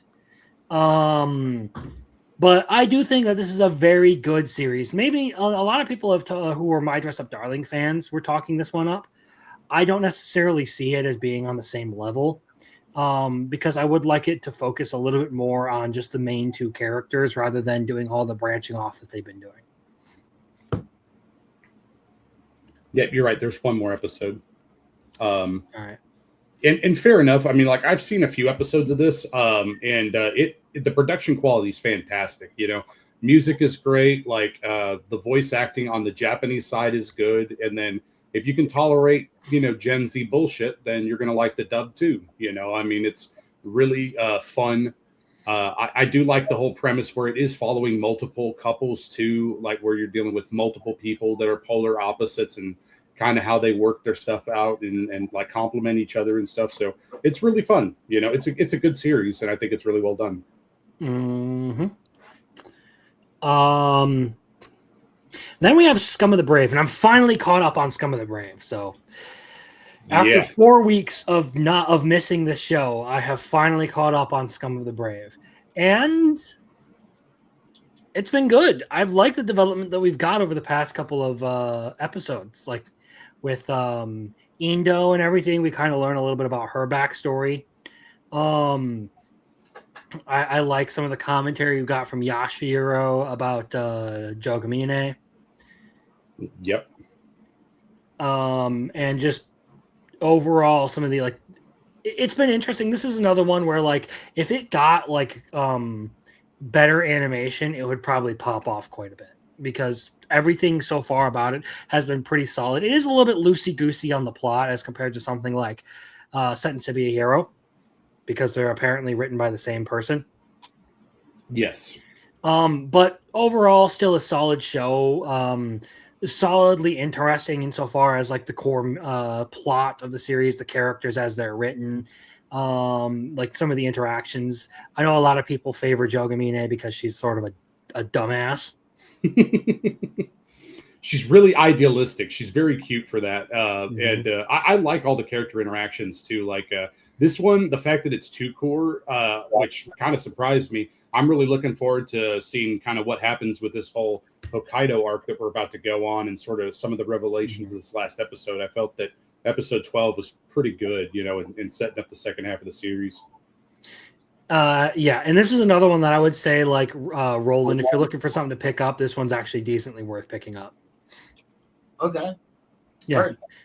Yeah, basically think bounty hunters in the future where they take drugs and it makes them super powerful and they fight other superpowered people, but they are like maybe more insane because they've doped up too much, kind of something like that. So basically, to sum that up a little bit better, sorry, you have fine. bounty hunters who fight basically like magically enhanced Yakuza bosses. And the bounty hunters use drugs that give them superpowers, and the superpower is determined by the person, not the drug. So like the main character has an ability that slows his perception down and basically gives him super speed, or speeds his perception up, I should say.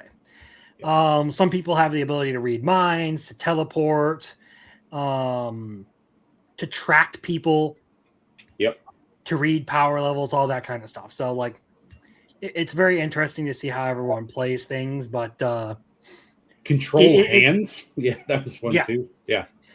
It's a cool series. I think it has an interesting premise. So honestly, I think you should give it a try. Just see if it's your sort of thing. And I do like the intro for this one. Like, I actually think it has a decent intro. Absolutely. Like, if I had to pick favorite intros out of all of these so far, Oshinoko's up there. That one's like probably number one for the season. Yes. Let's see. I like this one too. And Tojima, but like Tojima's a carryover from last year. Right. And surprisingly, of all of them, this one down here has another really good intro. Okay, last night my mind was blown because we were doing a late night jam session in chat, and Arceus recommended me to watch the opening for Darwin's Incident. That is actually a bopper. That is a really good song, and it made me hate the fact that it was attached to that shitty franchise. That's all I'm going to say. So yeah, I recommend that one. That was a pretty good opening. Interesting. Yeah. Anyway, Tamon's B-side. Are you caught up on this one, Muffler Tape?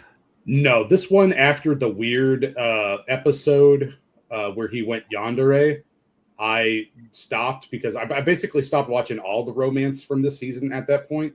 But it was really good. I mean, and as long as they kept the production values up and the storylines fresh, I think that it would probably be like a solid 8 at least. It's a really good series.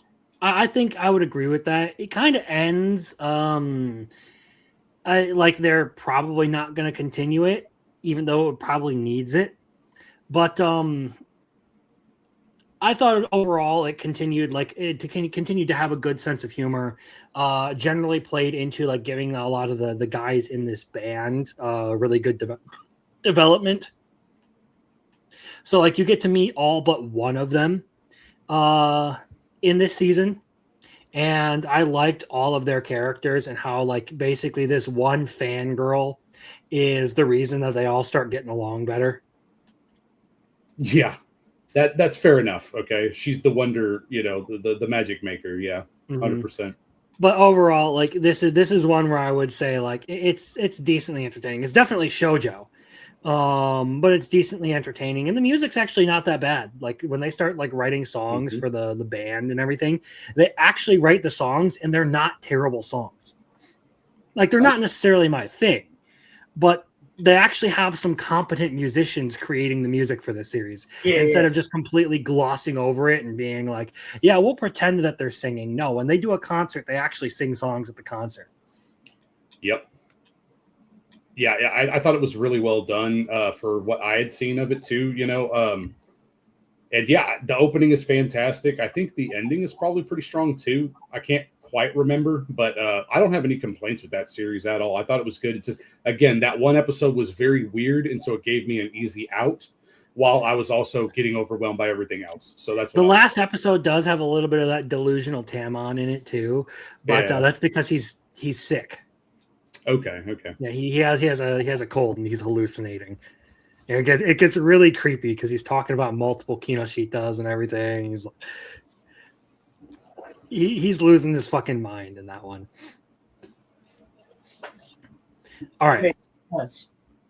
Yeah, I mean, I think you would maybe like it if you wanted to see Backstreet Boys behind the scenes, like because again, they have their A side, right? A boy band A side, but then there's also the B side of all of the different characters where they're when they're away from the spotlight and stuff. And it's super funny. I mean, it's pretty comical, man. It's good. Mm-hmm. I started watching this one because of you, Muffler Tape. So how far along are you on Wash It All the Way? Like 3 or 4 episodes, I think, in. Dang. So you it's haven't really you good though. Do they resolve the storyline? That's all I need to know, really. Like, do we have it? God damn it! All right. She's such a good character. Sorry. No. The high school boy does get to look at her panties, though. There is that. Oof. Okay. Yeah, you don't see it on screen, but he's like walking up the stairs, walking up like the stairs, like to visit like a family grave or something, and she's there, and the wind just like takes her skirt and everything, and he's just sitting there staring at like paradise, and I'm just like, it should have been me, not him. Yeah. It's not fair. It's not fair. And then he runs away without saying anything to her. Dude. Okay. You also missed the big fluffy doggo episode, so. Okay. Well, I'm definitely gonna watch that one, and Journal with Witch are one of my two favorites. Both of them are. So I'm gonna get caught up on those for sure after the season's over. I don't know about everything else per se, but for sure on those. And Roland, to give you an idea, this is a very hot woman that's in her mid-20s. Okay, that mid to late 20s. Who has amnesia, and she runs a cleaning business, and she's incredibly hot, and she is super cute, and she's just a very good person and kind of ditzy as she goes about helping people wash it all away. That's it's literally an anime about cleaning. Okay. Yeah. Is she hot? Yes. But is she hot? No, my friend, I didn't hear you. They have a scene where she changes out of her swimsuit on the beach. So. Hell yeah, we like that. Yeah, it's great. Kinmei is one of the best new waifus. Right. Kinmei Wakana. Yeah. She's good. She's cool. I don't care much for the intro for this series, but overall, it's like one of those, like, I don't know, comfort shows that I would watch. Just like, you know what? I had a bad day. Let's go watch it. Let's go watch Wash It All Away, because it's going to make me feel good about myself. I was gonna say, it sounds like just a neat little show. Yes, that's exactly what it is. Yep. All right. You'll be happy to know that we are now at Jujutsu Kaisen, Rolo. So hell yeah, baby. Now that this is wrapped up, I will say that as far as my interest in the series goes, it's definitely waned after the Shibuya incident, but the fights and stuff definitely are of the same quality across the series. Like, they're still really good. This last episode was really cool to see with the three-way domain clash. Just Yuta doing his thing. I've always liked that character. But insofar as the story that's being told with this season or with the Culling games, I have not been as much of a fan of it. I've actually really enjoyed it, but like not as much as I enjoyed Shibuya. Shibuya was a lot more fun, but I have really, really enjoyed the Culling game so far. Like, I mean, I'm thinking of like the season as a whole. I mean, it's pretty much just been popping off the entire time. The season as a whole, I feel like it lacks in the storytelling department, but when it comes to just action and entertainment, it still does good. Like, I still enjoyed watching the show, but there are certain things about stories, like I can point specifically to like the top 5 slots I have here, where like all of these had some really, really compelling story elements. Like some hit me really hard, some are just consistently really like universally good. Some had good character interactions, like character building moments. Jujutsu Kaisen, where it succeeds most, is just giving you some really like epic, cool fights for me. Wasn't really as compelled by this as I was, I guess, the first or second season. No, I agree with you, and that's because this season has been split in half. But also, let's be honest, the writing in JJK is not on the same par as a lot of the shit that we read. So, yeah, it's not as good as Chainsaw Man. Yeah, not even close. So it's like I totally understand what you're saying. Yeah, I get it. But I'm just saying it's fun. It's fun, and the animations. Dude, when he was running on the bridge, when YouTube was running on the bridge and he did the flips around the freaking poles, that was crazy animation right there. I'll have to watch the end of the series with you at some point there, because like I watched those fights that you showed me and they were really solid, man. Don't get it twisted. I mean, those were great fights. I didn't know what the hell was going on. I don't think it mattered too much in the scheme of things. We're going to show you some cool people fighting. And I'm like, all right, let's do that. And I wasn't disappointed. Sorry? Was that last night? No. That was earlier this week. Oh, well then I'll show you the one for yeah, like episode I didn't show you anything from the newest episode though, right? Yu Yu Hakusho is fantastic. Okay, Yu Yu Hakusho is fucking amazing. We have not watched the last couple episodes. The last fight we saw was the one where it was involving Megami and the. I'm gonna step away for a little bit while you guys talk about this. So just so you know. Oh yeah, you're cool, dude. Take your break. So okay, in that case, Muffler, after stream tonight, I can show you some of this animation that is, blowing me and Crimson's mind, because, dude, you know how Mappa kind of was just like, we're gonna pop off with the end of Attack on Titan, and it looked phenomenal, and then they were like, oh, we can do better than that, and then they made, the Reze movie. Yeah, valid. I mean, 100%. I mean, and from what I could tell, I think I've seen some clip of it, so I'm pumped up. I don't know if I want to do it tonight. We got a lot of stuff going on, but really soon, like, I will make the time. All right, I'm eyeballing you. Okay, I'll make the time. We're good. Right. But wait. So you've seen fucking you've seen the lawyer done. The paper man is the best way to describe that. They had all the tickets and like stuff like that on them. Paper man is later. He's after the lawyer. Well, he's got receipts. Yeah, receipts. Yeah, that's the fight you showed me, and then before that, you did show me where it was Maki taking out the clan too. So I saw both of those. Yeah, bro, that really shit awesome. was sick. Yeah, I totally agree. Loved them. They were great fights. Very well animated. Since the season's over, what is your anticipation going forward with the series, man? Like, actually, have you read it?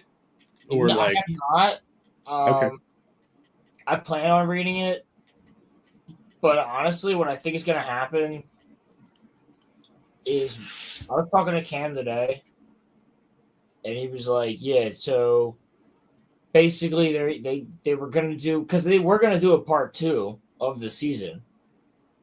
And he was like, yeah, they were going to do that part 2, but then they decided not to. And instead, it's going to be a season 4. Okay, so they're not even doing split core, really. They're just splitting No. the actual arc. Yeah. Okay. They're doing the House of the Dragon type of thing. Sure. What you munching and crunching on there? Just some tortilla chips. Hell yeah, dude. We love tortilla chips. Chips in a salsa. No, It's yeah. not even salsa. I just wanted something salty. Just So I have chips. some fucking. I just have some straight up corn, like tortilla chips. Nice. And this I just want something salty. Anyway, are you guys about wrapped up on the Jujutsu Kaisen stuff? Yeah. yeah. Okay. You know, as an aside, though, again, back to Yu Yu Hakusho, because of that comment from Alpha Omega, that will be one thing that we may have to look at some point in the future, like a while in the future. That Because there's show's so many good. episodes, but like there is some compelling storylines from Togashi in that. Like it was really well done, and it was probably one of the first shonens that made a huge impact on me, to be honest with you. So, yeah, it's really good. But moving on, sorry. Shibo Yugi is the next one on the list. Shibigiri. Playing death games to put food on the table. And I would say that this one kind of falls into the not for me category, but since I finished it, I'm leaving it in the interesting category. Valid. I don't know how far you are into this, but basically this whole season, this whole show is this whole thing about why she plays death games to begin with. I don't think it's a complete adaptation either. So, like, does it seem like they're going to did they leave it off to where there could be a season 2, or did they just try to wrap it up? You technically could do a season 2 with this, but the way it wraps up feels pretty conclusive. Okay, cool. Okay. I may revisit it then. Yeah. You know, I did not like the art style changes. I know that some people will argue that they are good. I did not see it that way, which is fine. I did like the aspect of being the viewer and seeing it from like a fourth wall perspective, as far as the storytelling is going on this one. So I'm curious if they kept it compelling, basically. If they did, then I'll keep watching it. If it had like a bit of a drop off or something, then maybe I don't. But I heard some of the fights were good. Yeah. I would say that if you're into it with the first few episodes, like the first 1 or 2 episodes, yeah, it's probably your thing. Okay. I liked, I guess, like the second arc, like the first like multi-episode thing you get with like the I don't really know how to describe it, but well, it ended up not really being for me because it kind of turns into a little bit more like the gratuitous violence without any real point to it. It's just a lot of people like suffering and dying and getting killed for whatever reason. It's for your entertainment, though, Crimson. You're the audience. Yeah, I don't Crimson- like this. It feels too brutalistic for me. Yeah. No, you're I supposed didn't to like like the art style changes either. But I will say like the animation was still really good. It's definitely more artsy and sort of like, I guess, to be interpreted in a certain way. It's just at the end of the day, I didn't really find it all that compelling or interesting in what it was trying to say. Yeah, valid. Then we have another one of my comfort series, which is The Invisible Man and His Soon-to-Be Bride. Which Oh, that's that guy. the animation for this one can actually be like really, really good at times. Like there are just certain times with this series where they decide that they're just gonna pop off. When you start getting Akira's like backstory and like his friend's backstory, the episode where they basically go to that town where all the invisible people live, the art style changes, and I kind of wish that the whole show would have been done in that art style, because they actually show sort of like silhouettes for the invisible people instead of them just being like walking suits. Like they actually show silhouettes for the heads and everything. That's cool. Okay. The art style is actually quite a bit different for that segment of the series, and I thought it was good. They have a few fight scenes in here that are just unnecessarily well animated. But overall, it's like, I don't know, a low 7 kind of a series. Like, or a high 6 kind of a series where like it doesn't have those like super spectacular moments that are like, oh wow, this is really well written, or oh wow, this really does something unique and like interesting. It's just one of those series where I can sit down and know like, all right, it's going to be wholesome and adorable, and I don't have to worry about someone dying or there being this big like romantic falling out. I'm just going to get this this blind chick and this invisible dude being, you know, fucking cute together. Yeah, seems valid to me. I didn't check this one out, but I knew that a few people had praised it this season pretty heavily. So I liked it. I think it was worth watching, but then again, this comes from a guy who was reading the manga before this got an anime adaptation. So you're a beta tester and a cheater. You're a beater. I'm only a beater when it comes to my nighttime activities. Bold claim, sir. You silly goose. I ain't got no bitches. Fucking fight me. A bold claim. Yeah. Hell's Paradise. This is another one. I think that ends tomorrow. Yes. I believe there's one episode left. I was never really like the biggest fan of Hell's Paradise, although I do respect a lot of things that it does. Season 2 starts off like really shaky. As they get into the Tencent fights, though, I've been more interested in it, and I've liked a lot of the animation that they've done for these fights. I haven't seen the rest of season 2, but that's fine. You can spoil it. I don't care. I'm not going to talk too heavily about anything that else like in there, so don't worry. That was all I was going to say. Is really like as we've gotten deeper into the season, I feel like overall my opinion has improved of it a little bit, but it's just not my favorite show. It's one of those things that feels a little bit more niche. Between the Dark 3, as they were labeled, would you consider it to be better or worse than JJK from like a storytelling perspective and stuff like that? Because like I liked season 1. I have not watched season 2 yet, and I heard some cool stuff, you know, from a DGen side, right? But like I'm just curious about other story elements, like other things kicking off pretty good. The story is far more straightforward than JJK. It doesn't try to like complicate anything or be super or have a ton of plot twists or anything like JJK does with like Kenjaku or the Culling Game and all that kind of stuff. This one's pretty linear, and because of that, I feel like its story is a little bit more interesting than what JJK is doing right now. Because it really doesn't deviate from we're going to go find the elixir of life and we're going to fight some immortal demigods to do so. Perfect. Okay. Well, I was waiting for it to all because one immortal ninja just wants to see his wife again.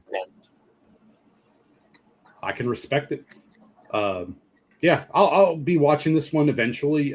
Whenever I can binge it. His wife is pretty cool. What do you mean, like his should-be wife Sagiri, or no? I'm joking. No, but I do like some of the female characters in the series. To be frank, like they're pretty nice. She's pretty dope as a person. Are you a fan of Yuzuriha? Yes, I am a very big fan. Of course, I am. We have a clip for that around here.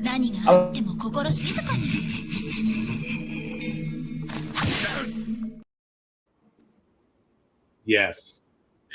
That's a new one. I'm a big fan of two things. やるぞ三つ葉お前のエロ根性を叩き直してやる Perfect follow-up. No, yeah. I like the character design of that series quite a bit, though, and it was really fun. I just hadn't gotten around to it yet. There was too much going on this season for me to keep up with the action shonens, and so I'm going to be checking that one out here pretty quick because the dub is almost done too. So, yeah, I'm going to be watching the dub. Yep. I'm just waiting for it to be over.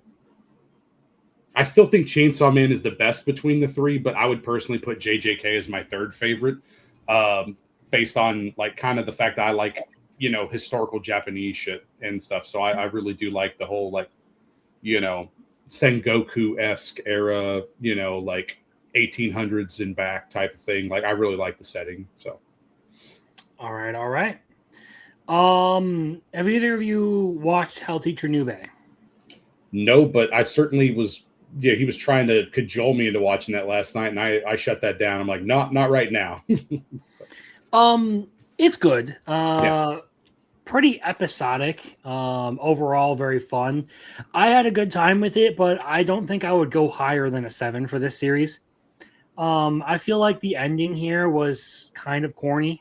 I didn't really necessarily find myself super compelled by everything that was going on here. They jumped through a bunch of hoops to basically make Nube reunite with his dead mentor.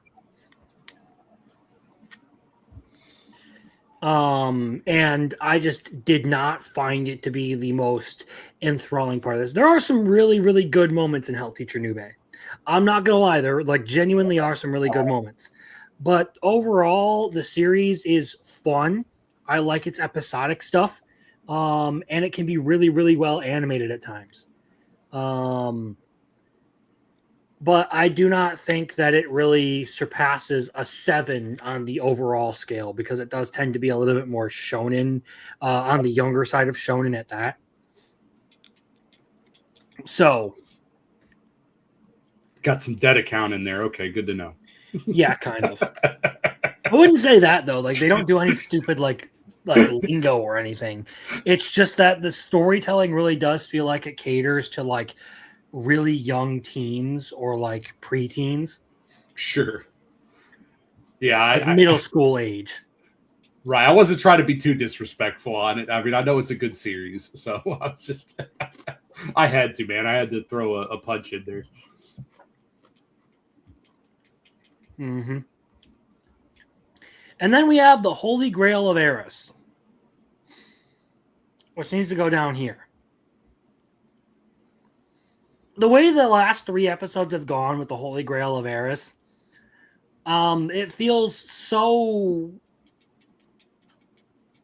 unsatisfying to watch everything go down. And for those of you who are interested in this, sorry, I'm going to spoil it. The evil princess gets killed by her own side because she decides to betray them. She decides to set their 2 child hostages free. So she never ends up actually facing any justice. A bunch of people get arrested in the end.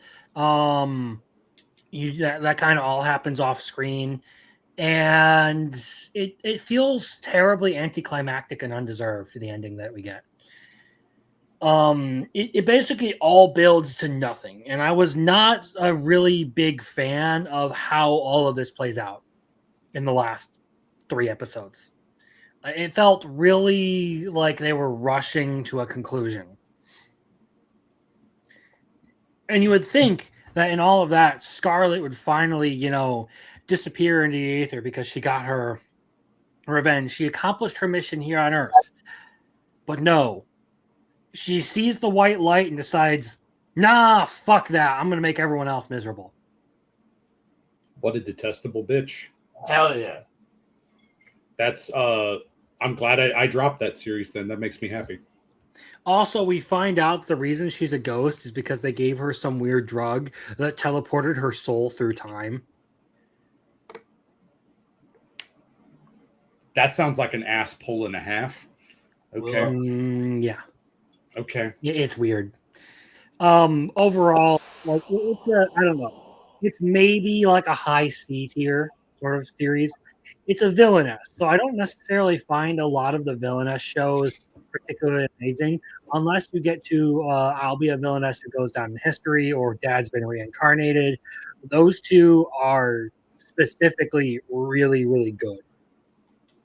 Yes. Agreed. It's not my subgenre of anime, sorry. That will forever remain a Biggles thing. Which is cool. I mean, I'm glad he's got something that he likes, and it's always interesting to hear his perspective, I mean, I don't have to agree with it for it to still be valuable. So, yeah, it's totally good. Agreed. All right. And now that moves us down to basically the last part of going over winter anime and everything. So, 2 of these are going to wrap up this next week, so they're not finished, and then the last one is obviously done. But Clear Moonlit Dusk, I'm really glad that they kind of like dodged the love triangle bullshit that they were almost setting up in this episode. They basically go through this whole thing where like the white haired guy has his childhood friend show up, and like they're like she's like, I'll tell you some good place to get sweets with your girlfriend if you take me out to dinner where I saw this really cute guy. So they go to the place where this childhood friend. By the way, the childhood friend's a girl. She's back from Switzerland, Of course. yeah. And like they show up and the dude's just staring at the restaurant. Yeah. He's like, yeah, this is my girlfriend's dad's place. And it turns out that his childhood friend is crushing on the girlfriend's dad. Fantastic. We love that. So we have a genuine DILF hunter here. Okay. Certified DILF hunter.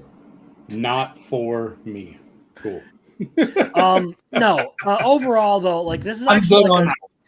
like I was saying all that to show like they set Right. up like this whole thing where like you're gonna have this big misunderstanding. The girlfriend is gonna see him out with his childhood friend and be like, "Oh, you're cheating on me. How could you? This other guy just confessed to me. Maybe I'll go to him instead." No, they kind of sidestep all of that. Like they do all this work to like pretend like they're setting it up and they just sort of sidestep that. Sick. Why Which would I'm you- happy about because I fucking hate that kind of romance drama. Right. It's fucking bullshit. But this is still just really an okay series overall. It's pretty slow. And the way it approaches things is definitely more on the shoujo side, to where it kind of like lingers on like certain emotions. It's very slow to actually get into any like romance or anything. And it's more so focused on like, I guess the interpersonal part of it, things that like, girls would actually be interested in. Got you. Okay. All right. Ugh. But it does fairly well. It has its good moments. And I see that there is actually some potential in it overall to be pretty good. Then we get to Fire Force. Fire Force. How'd it end, buddy? How'd you feel? How did you It's feel? not over yet. It Oh, ends well. next Friday. My bad. Yeah. Yeah, How there's was still one the- episode left. How was the live action lady from the manga? Was she in it? Yes, she was. It's a meme, my friend. They open up an episode with the live action lady. Oh, fantastic. And honestly, I did not like it. I thought it was dumb. And everyone who was sitting there like, wow, this is so artistic. This is so crazy. I'm like, fuck off.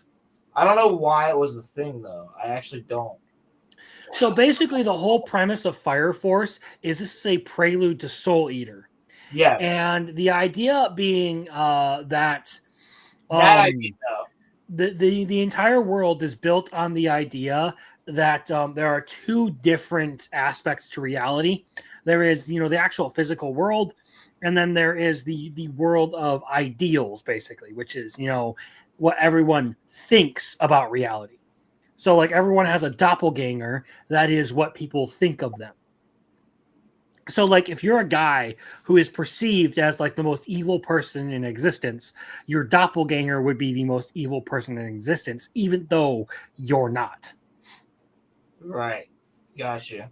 So basically, the whole thing about like the way Fire Force goes is you have a cult that is trying to merge the I guess collective unconscious of the world with the real world, basically bringing about the apocalypse, because apparently all humanity wishes for death. That's a bold assumption. It is, and it really blurs. It gets really A bold. goofy. It gets really goofy. And they Rolando, go you through- should just join. I told you. Yeah. So, as far as Fire Force goes, I'm not gonna say it's a horrible series. It just ends up being one of those things that's like not for me. Like I can understand why some people would like it, why some people would enjoy it as like a setup to a more popular series, but it's not necessarily my thing. The link got should you. be pinned in the stream. I got him. We're good. My bad, buddy. I was about to say, if you're in YouTube chat, it should be the pinned message. I don't know if it was pinned, but I helped the bros out. We're good. Oh, okay. Yeah. Sorry. It was pinned in YouTube. Okay, That's what I was about to say. Is it should be? Is it?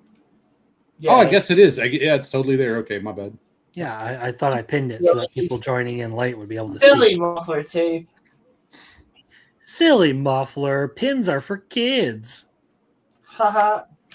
So yeah, Fire Force. The animation definitely picked up in the latter half of season 2 here, or season 3 here. First part of season 3 sucked ass. I'm not gonna lie.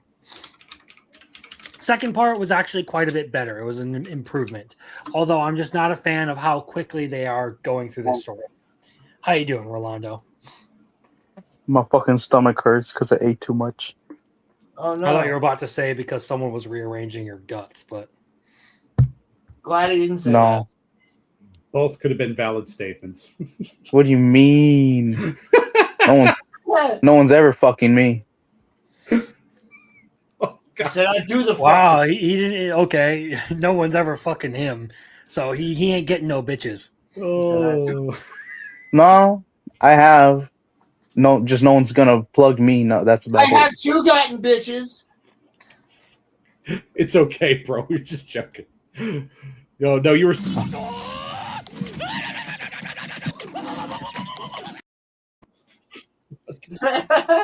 What the fuck? You want to say something in the comments? What was that, buddy? Well, no, like, yeah, it does get goofy, and I do like whenever I read it, it was very fun. Did it get to the part where he turned? I bet I already did the part where he switched with his alternate self, and he smacked the priestess. Oh yeah, they've been way past that. That was how they opened up the second core of season 3. Okay. We are now at the part where we have Shinra Bancho. That shit was fucking retarded. It was fun. Yeah, it's really like the most like nonsensical shonen stuff you could possibly write. A true shonen. If you really enjoy that kind of stuff, it'll be great for you. Like it's well animated in the second half of season 3. You just got to get through the first half of season 3, okay? Oh, thank goodness. The storytelling's not half bad, but it could easily be better. Again, like when it comes to Fire Force as a property, I would think the thing as a whole, like for the anime, would be like a 7 for me again. Yeah. Is the fan service good enough? The fan service is actually integral to the plot. Hell yeah, it is. I may watch it eventually just because of that. Then, to be frank, Yeah. They do not go easy on Tamaki. You also have a couple of scenes where like Maki is in the shower just chilling. You also have, I guess, one naked girl getting fucking skewered and killed. So there's that. That was sad. I hated that part. It made me sad. Well, Amaterasu can go fuck herself. I don't care. She's evil. Yeah, but the other ones, especially the one girl. But was she naked? I thought she still had her clothes on. Was she not? I guess. But still, the other ones. Yeah, Amaterasu, I forgot. Yeah, I forgot she was the one that was naked. But a few other people kind of fucked. Anyway, in the end, it's really like it literally is just like a whole like Deus Ex Machina kind of stuff. Oh yeah, it is. Not necessarily like a horrible way to end it. I do think though that this season's high point was definitely Arthur versus Dragon. That was awesome. I'm glad that was because even in the manga, it was awesome as shit to read it and see it. So I can't wait to like It watch wasn't that. the internet breaking kind of fight that I was told it was going to be, but it was. Yeah, cool. no. It was Yeah. definitely fun to watch.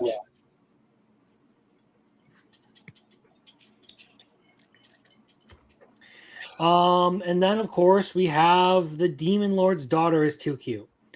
And that's a series that if you want something adorable and fluffy and dumb to watch, go ahead and have fun. But I do not know what age bracket this series is supposed to be made for. Because Yep. like they want to like have some like really weird like storytelling angles while also having like really like childish sing-along moments.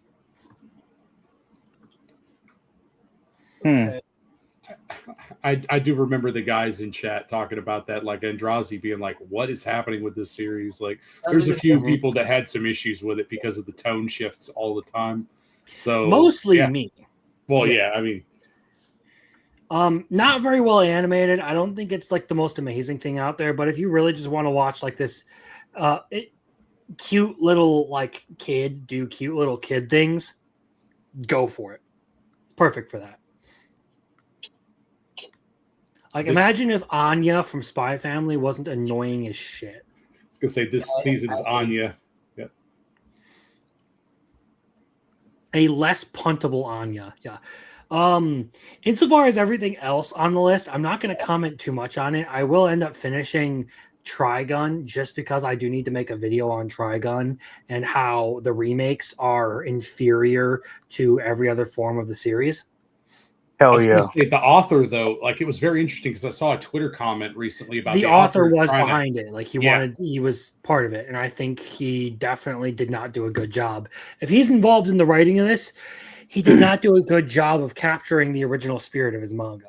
He reworked a ton of stuff and made it far less interesting. Good Because writer one of the big- doesn't mean good script writer. valid. But One of the big things about Vash as a character is that he is naively optimistic, even in the face of evidence against his cause. I find that somewhat compelling because he's sitting there like still clinging to his, his hope for humanity and his pacifism and his reluctance towards violence, even in spite of the fact that everyone continues to try and push him towards that end. Fact. And I actually I thought that was somewhat admirable. That even in spite of the fact that he continues to be stabbed in the back and betrayed and let down by everyone, he keeps that mentality. Like he's resilient like that. But in the remake, it's not the same. In the remake, they actually act like he's they save a couple of the bad guys and have them have their redemption moments and everything. That seemed because I remember in the original, some of the worst was one chick that was trying to steal the wealth of a home, even though the homeowner was evil, and he was just, and through his actions he did make her change her mind a bit, but in other ways, I'm not the even best talking part is about the whenever anime. That's an the anime original exclusive thing. Yeah. I know I'm talking about the manga. And the manga. Okay, specifically, you can look at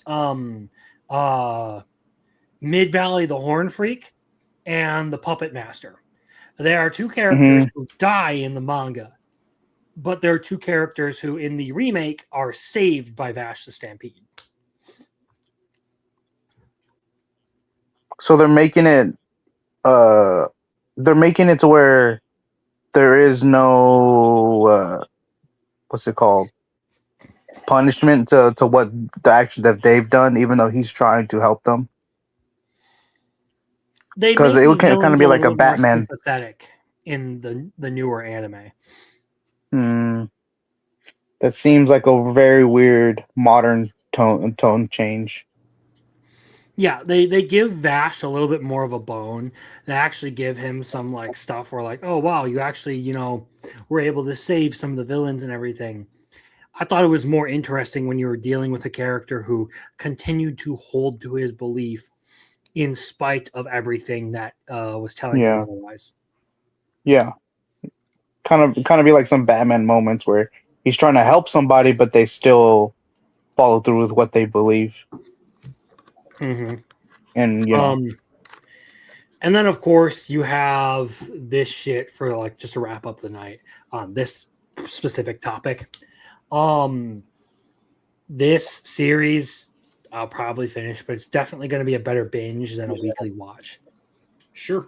I heard Arceus say that the last episode actually convinced him to continue the series too. So hopefully it's good. I mean, I may continue to watch it too. The whole idea with harems, it's not normally my thing, but this one seemed pretty genuine. And I had him watch your boy Kong Ming, and I think that probably contributed to it a little bit as well for him. He's like, you know what? I think I get it and stuff, you know, and in between that and like Chitose and everything. So I think it'll be good, man. I'm hoping that it finishes strong. Yeah. So yeah, basically that is how I felt about winter anime. I thought there was plenty of like surprisingly good shows in here, like Journal with Witch and Wash It All Away. Again, as far as music that I would like look out for anime intros, Oshinoko season 3, great intro. You Can't Be in a Rom-Com with Your Childhood Friends, good intro. Tojima and Frieren, good intros both, and good outros both actually. Yes. Scum of the Brave, another good intro. And then Hell Teacher Nube had a good one. And The Villainess is Adored by the Prince of Another Nation. Good intro. A show you didn't watch, but it does have a very cute intro and outro, is Easygoing Territory Defense. That one did have a very catchy, fun intro and outro. So I would recommend that if you're looking for something a little light. That's what I would say. Nice. All right. Mm-hmm. Pretty good. I will say, though, single best piece of music that came out of this season was Frieren's outro, Story of Us by Millet. And, the last episode had its own outro, which was really cool. Yes. Another Millet song. I gotta look that one up because I liked it. Millet is great. Like I want to say I've heard them like do outros for at least 5 or 6 years, something like that. Like, I mean, I think they did Any Place, Anytime for the first season of Frieren. I hope that they keep getting the work for Frieren because they do fantastic work. Yes, agreed. But yeah, very close second place to that would be Oshinoko's intro. Test Me. That one's good. Yes, very good.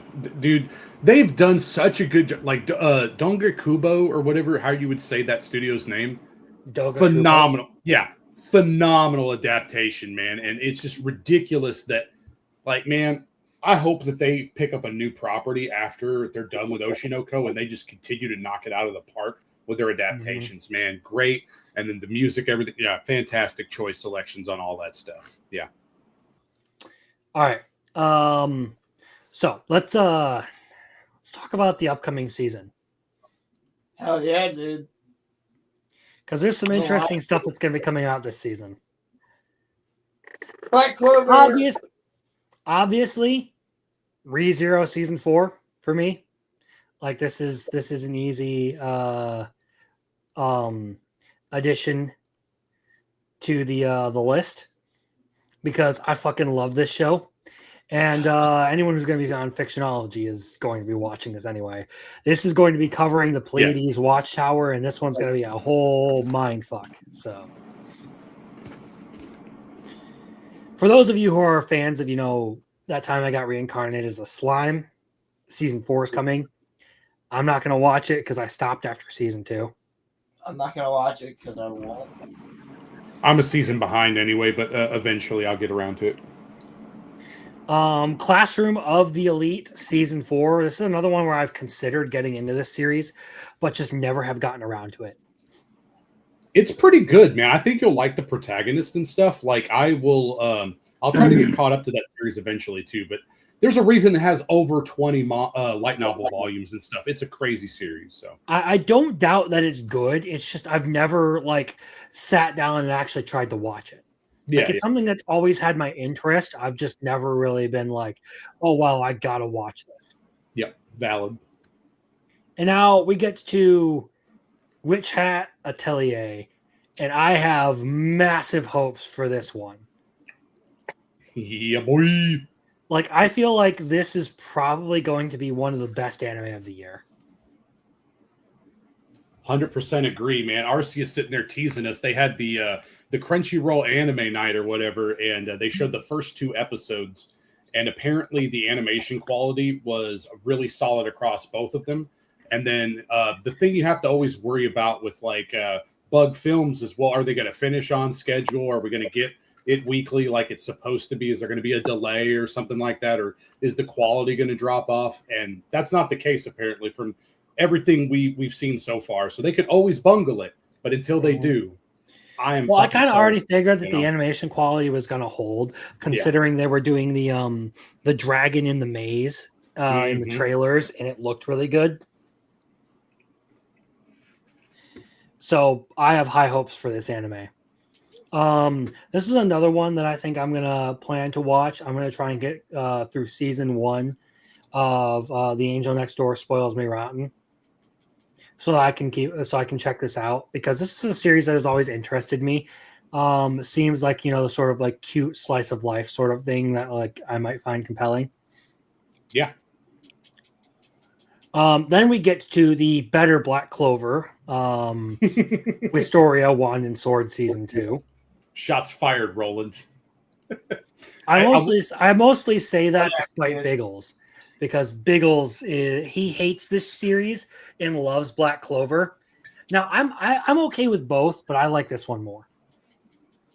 So I'll be real interested in seeing what your thoughts are going into season 2, especially because Don Machi is made by the same author, Yes. So you're going to see a couple seasons of Don Machi. Maybe we get around to finishing that up at some point. But Wistoria, I have loved as a sophomore property from him. It's good. Yeah. Mm-hmm. Dr. Stone Science Future Part 3. I have not kept up with this since Stone Wars. So That's the name I haven't heard since the Clone Wars. Ascendance of a Bookworm. Obviously, I'm watching this shit. Fucking Studio top Wit? 5 isekai right there by Studio Wit. The latest trailer looked so awesome too, man. I am so psyched because they're going to be doing a lot of stuff this season. So I'm really excited for what everybody's impression is. Again, now we're at a new level of the story. So it's good, man. It's awesome. I went and read a little bit of this manga. So I will say, like, I actually decently enjoy this property already. This is Demons of the Shadow Realm. The Matt Damons of the Shadow Realm. Matt Damon. Matt Damon. And it's by the creator of Full Metal Alchemist. It's being animated by the animators of My Hero Academia. So I feel like this will probably be a good one overall. Start is a little bit chaotic and probably could have been slow rolled a little bit more, but overall a good show or a good series from what I've read. On this next row, I'm not watching this. I watched like half a season, I guess, of Iruma and dropped it.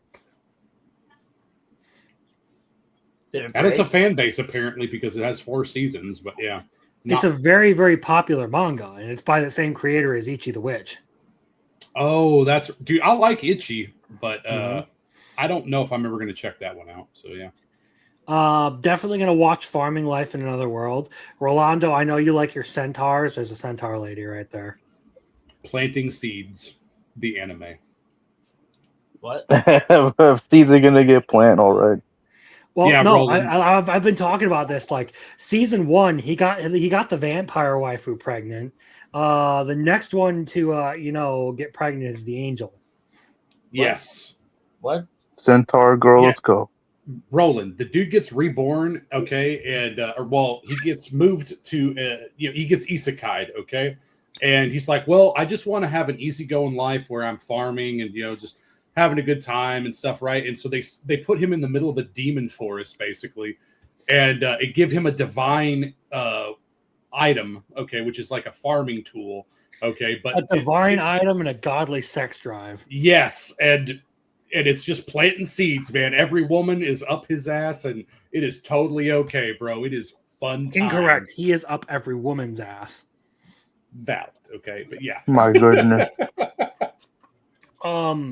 Just so that I don't have to argue with Arceus all the time, I'm not watching season 2 of The Beginning After the End. This series was like I don't know how to equate how garbage this first season was, other than to just say, like, imagine if Rent a Girlfriend was an isekai. Timu Tensei. Mhm. But hey, honestly, I hope that, and I don't mean this in a bad way, Arceus, I hope that it's a horrible adaptation, so they actually save all their money and adapt Space Mercenary, and it's like really good compared to it. That's all I want. You are on some Okay? opium for Space Mercenary. It's not happening. Please, just give me hope. Please. No. I'll watch This that with is- you, Muffler. Don't worry. Okay, all right. This is another one that I will be watching. They call it The Warrior Princess and the Barbaric King, but I always see it under the title of The Barbarian's Bride. Yes, yeah. And it Yeah, that one's gonna surprises be me bad, I that bet. this is literally it says shonen comedy, fantasy, romance, in spite of the fact that in every volume of the manga there is a full nudity bath scene in which you just have Shonen has a gaggles different of meaning women these with their days. fucking tits out. It's great. The art style for this series is great. I like the storytelling and the Yes. overall just character work and lore of it. But it is by no means like the most amazing thing out there, but it's definitely good. Like it definitely is good, and I'm gonna give it a shot. Yeah, not to be super degen, but yeah, the art is very, very good, especially the women and stuff on this one, right? And if we don't get proper adaptation, okay, I'm going to start my chant and I'm going to resist politically, and I'm going to say, from the river to the sea, set them puppies free, okay? Because they need to be visible, all right? No, but like it's really good though, and you're right about the lore and the world building and stuff. It's a fascinating manga that I'm going to continue to read. Yeah. How long have you been So here, far. Arceus? I am sorry. Can you hear me well? Yeah. Yeah, I can hear you Yeah. fine. Sorry, I just looked over and Okay. saw that you were in the back room. I didn't realize. Nah, it's only been maybe a minute. I just Okay. got. What's up, buddy? All What right. up? I was over here. Oh my gosh, IRL friends can just be so flaky at times. They like cancel and they're like, "Oh, I can meet up 4 hours later if you want." I'm like, "Oh my gosh, fine, sure." And then Mufford texts me when I'm already there, and I'm like, "Oh, I'll come on later." And then I was like driving home. I'm like listening to all like 2 times speeding Crimson's opinions on all the animes you've already watched. And then I was like, I'm home. I'm like finishing the rest, the ones I don't care about. And I was like, all right, I'll hop in. I just get there on spring, so cool. Hell yeah. We love it. Absolutely. Good to have you here, man. Glad you decided to show up for this. I appreciate say- the applause for Kaya. Thank you. I'll Yes. take my bow. Yeah. You could take the W. Like I'm not gonna oppose that one. Like, take your win. I'm probably gonna watch. I Made Friends, the second prettiest girl in my class, just because I'm a sucker for romance anime. But I don't know what to expect out of this one, so this may end up being one of those ones where I'm just like, screw it, not interested. And then we get to Liar Game, and this is another one that's just not necessarily my thing. It is a Madhouse project, but it just doesn't seem like the kind of story that I want to watch. Maybe if we start the season and I don't have a ton of stuff to check out, maybe I'll just do this for Arceus. I was going to say all the pretentious reviewers, they're the ones that are like super in on this. Like you watch G Hoff and some of the other folks, and they're like, "Oh yeah, Liar's Game could be anime of the year," and I'm like, "Okay, we'll find out on that, buddy." I have no idea what this is about. I just have read the synopsis. Seems interesting, and we will see. Me and Muffler have just seen the Canadians glaze it, so let's see. Big time slobbing the knob on that one. All right. I haven't heard of this one, so I don't know if I'm going to check this out. Maybe if I hear at least a little bit of good stuff about it. What's the synopsis? Oh shit! Dude, that's the one people are hyping up. It's going to be the next Kaguya-sama. People are like really glazing this romance, like really highly. Well, I mean, so childhood friends Yukiya Asagi and Miku Sakura create a game with the objective of embarrass the other person by taking turns saying "I love you." 4 years later, even as they are entering high school, the two are still trying to one-up the other and claim victory. However, as tender feelings begin to bloom in their hearts, the simple phrase has taken on new meaning beyond the rules of their game. With the passing of each day, the urge to become more than childhood friends grows. But both Yukiya and Miku resist making the first move, hesitant about what is in store once the game finally ends. So yeah, I can see why they would get Kaguya out of this. I don't know. Maybe if I hear some people that I actually like decently trust say good things about it, I'll give it a shot, but just because the internet is hyping it up, probably not. Fuck you, Arceus. What? I'm joking. I don't know anything. Yeah. About it. I have no idea what it's about besides what we just read, so we'll see. Yeah. It seems interesting. All right. Then we have professional femboy teams up with professional assassin to scam the assassin's family out of making the lesbian children. One episode and then done. I have to see what the fuck is going on with this for one episode. Yes, Muffler Tape. We're making this a drunken watch party. Okay, I'm in for sure. Yeah, I will pretend to be drunk. Arceus wanted to watch it. Like everybody wants to watch the first episode just to say we did. That's all I said. Bones. One episode. Yeah, one episode done by Bones. So, I'm down. Yeah. You know, the Hollywood adaptation, you know, Japan style, right? Oh, dude, speaking about like watch parties, I was telling my buddies today about Drops of God because he's like, tell one of his buddies that I haven't seen in a while because he doesn't live in where I am. He's like a couple hours away. He came down and he's like, dude, you got to tell him about Drops of God. And I said, oh yeah. I said, I'm going to do a watch party with episode 1 with everyone and we're just going to trash on it. Yeah. Dude, you are so rude to your friends. I love it. I appreciate that. That's what you're supposed to do to your buddies, okay? It's like, wow, that's a really bad pick. I'm gonna fucking trash this with all my other buddies. Yeah. That's another one that I think we're probably gonna have to at least see the first episode to see what Arceus is talking about with that one. I don't want to. His description was bad. Well, grab some alcohol. Definitely not watching.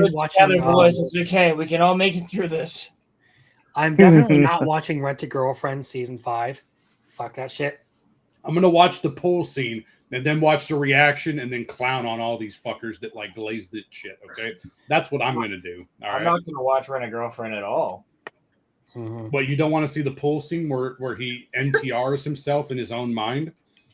He pops a boner to the idea of another dude fucking his girl.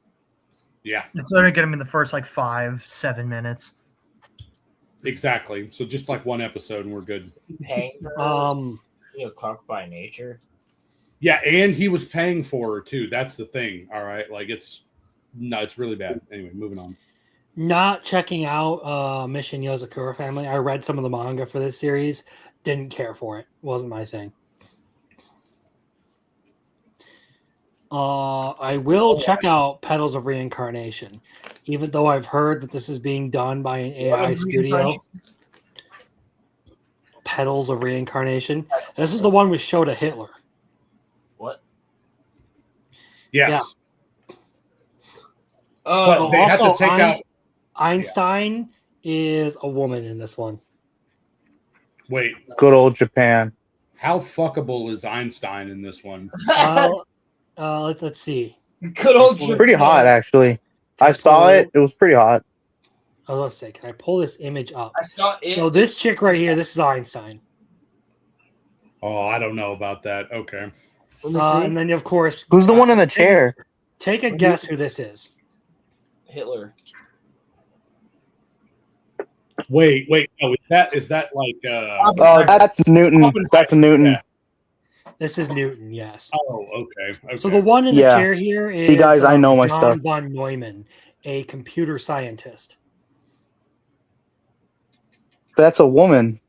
That's going to be a weird series, but I'll check it out. You have to give it a one watch at least. Come on, you know. Yeah, I'm gonna check it out. That's what I'm saying. Same with Yeah. this next one by Studio Kai has been doing a lot of stuff. Mistress Canon is devilishly easy. I'm definitely checking this out. Do it, Arceus. Do it. Yeah. Yes. Oh, the titties! The titties! What the fuck is going on here? Full screen him. I Do thought it. he was all about to right? come. No! Oh, it's hard. Oh. What? What the? He's what, gooning out. What in the hell is going on here?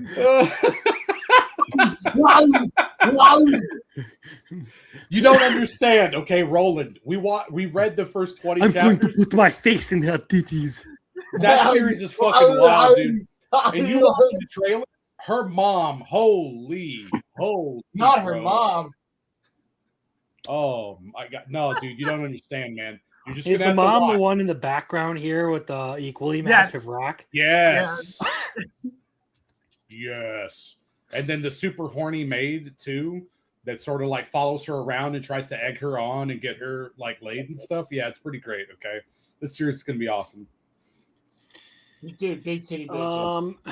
I don't know that I want to watch Rooster Fighter, but Okay. who knows? Maybe I'll get pressured into it.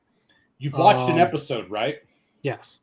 Okay, watch episode 2 and then make a decision, okay? Because it comes across as a sillier, slightly less animated version of Tojima because it has a lot of heart to it, okay? It really does. Just watch episode 2 and then make a decision, okay? I promise. It can be bad. You could say, you're full of shit. This was horrible. Why did I waste another episode?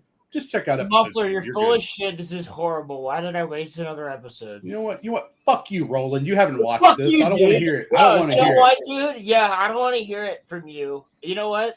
You're a real piece of work. You know that? I watched the show you psychopaths with you last night. You shut up. True, and you enjoyed it. Oh, y'all started it? Fuck. Not gonna watch this one. Most heretical last boss queen. What? I'm not. The I'm heck? not bothering with this one. What did you, I what'd you don't call care. me? I called you a heretic, you heathen. And a queen too. That means you're a girl. You're trans now. Is that We what have more queen means? representation. You are the Dude, community. I mean, condom. Rolo does like dick, so You're a gimp. Fuck. What the fuck? no. Roman is the gimp. And the simp. Okay. The simp gimp. Simpy gimp. Why? Gals can't be kind to otaku. I'm gonna check this out. I'm checking that one out too. Yeah. Simp gimp. At least an episode. Comedy romance seems decent. Demographic seinen. Interesting. Let's go. Needy girl overdose. No, thank you. Go for it, Nakamura. Hey, Arceus, you've seen an episode of this. The who, what, where? Fuck this show. Fuck this show. This is terrible. Why the fuck did I get subjected to this in a movie theater? We're gonna hold you down with your eyes open and force you to watch it. We're gonna All trick you right. in with far superior anime like ReZero and Witch Hat Atelier. Yes. All right. And then we're gonna Because they're subject located you in fucking to California gay and they're shit. Democrats. Literally, the only That's why- tag this thing has is boys California love. Democrats. That's right, because it's owned by Democrats. That's why. It's owned by Democrats. That's why it's I gay. fucking knew it. Anime is only gay when Democrats are working on it. Dude, listen, man, you will never understand being in a theater seat, and then they go back to the people, you know, hosting the event and everything, and they're like, "Oh, that episode was cool of Drops of God, wasn't it? Well, we got one more. Wait, no, did we say one more? We actually got a surprise hit for you." And it's like, "Oh shit, maybe it's like Classroom of the Elite or Liar Game or some shit. Holy Nope. fuck!" Or maybe it's Akane Banashi, right? Who the Well, fuck you knows? saw it wrong, motherfucker. And it's like, no, we're gonna show you Gambare Yeah. Nakamuraku. Yo. Bro. That's so bad, man. That's We're gonna subject you all to boys love. Not one episode, but 2 episodes. and not just a little boys love, full bore boys love. Arceus, you crack me the fuck up, dude. Little boys. I don't want to watch a little Man. boys love. Little Boys Love does not sound like something that we be associated No, with. we're talking full on Nambla. Little I Okay? swear boys it's love anime. sounds like some Catholic Uh-huh. priest shit. Full on Bro, Nambla like, approved. if you want to see me crash out more, Hey man, come on. dude, the channel, there was so many fucking videos of me being a retard. Valid. Anyway, I'm definitely checking out Akane Banashi because He I've looks read hot. some of the manga. This one seems good. It's gonna release on YouTube for free. What the fuck? That's how you're Cool. gonna watch Akane Banashi. I don't care.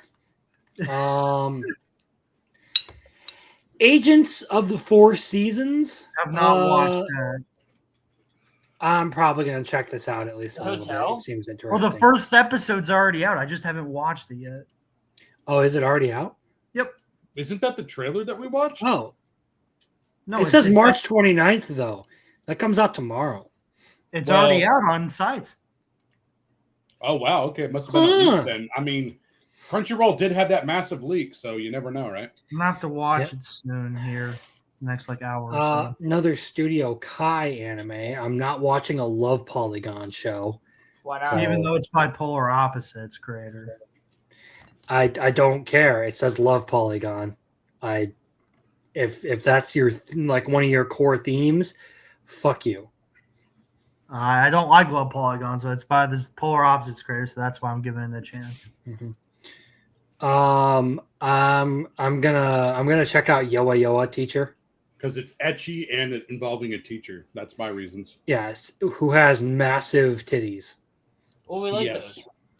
That Biggles thinks somehow makes her a little girl because she has a face that he thinks looks like a little girl's.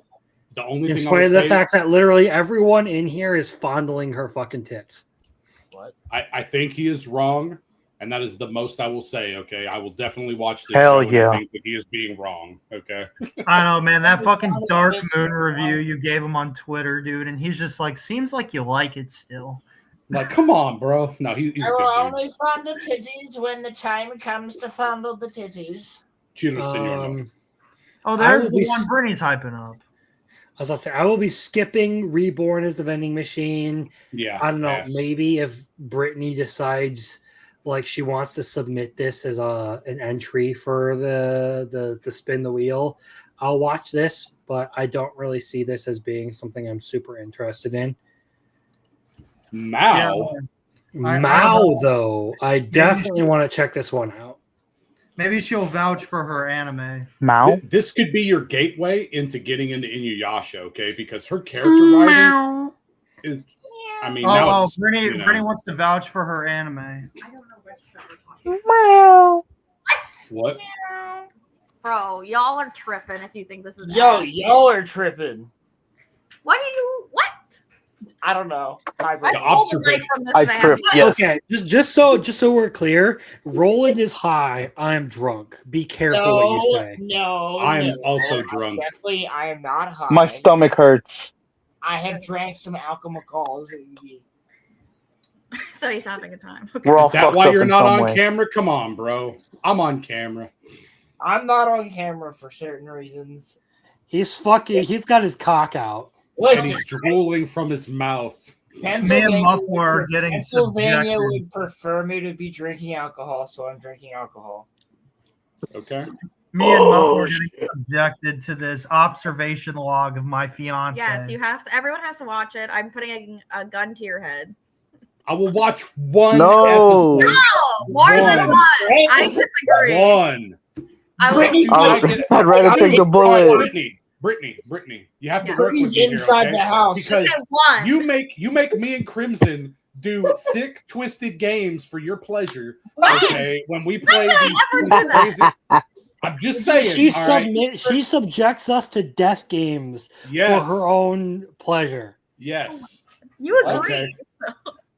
Yes, I know I agreed, but it doesn't change the fact that you fuck us up bad on those, man. Or at least I did win one time. Okay. I Yes, did win exactly. one time. I will allow one episode, but like this is literally I like will allow. I will allow it. I mean, like literally, this is like such a different anime than other villainesses because it literally follows the NPC character. It follows the boy. He's an NPC. How can you not enjoy that? See, I remember you appreciate- telling me about this. Okay. I appreciate the fact that Brittany knows what she's talking about. I read the manga and I literally shit you not finish it. Wow, that was pretty good. Goes and looks, and then Arceus over here sends me a thing that says it got an anime announcement. I'm like, motherfucker. Of course it did. Right when I finished reading it. Do you normally like the same villainess shows that Biggles likes? No. No. I Okay, hate, like, so then everything. maybe there's a chance it's going to be good. Noted. Yeah, I promise. Everyone watch one episode, and you'll be like, "This is definitely different." It's a different villainess show. I can guarantee that. She says it's like polar opposites. Okay, the only reason I said that is to try to convince him because there's multiple couples in this, which I appreciate. It's not just the main couple. There's other couples that get formed. Okay. Oh no. As we go on, scrolling. the beginning is just children, but yes, as we go on and they're in school, there are other couples. That's what you were saying too. It follows them aging up. Okay, yeah, like so that one actually may be a 3 episode to see them fully aged up. Yeah, like I you were don't know saying. how Yeah, long okay. it'll take. Maybe it's the second episode they'll probably be going into school, but like I don't know. I don't remember how many chapters it took. But it wasn't like super slow. It definitely was like maybe like 6, 7, whatever chapters, and it's like, oh, we're in school now. 6, 7. Shut the hell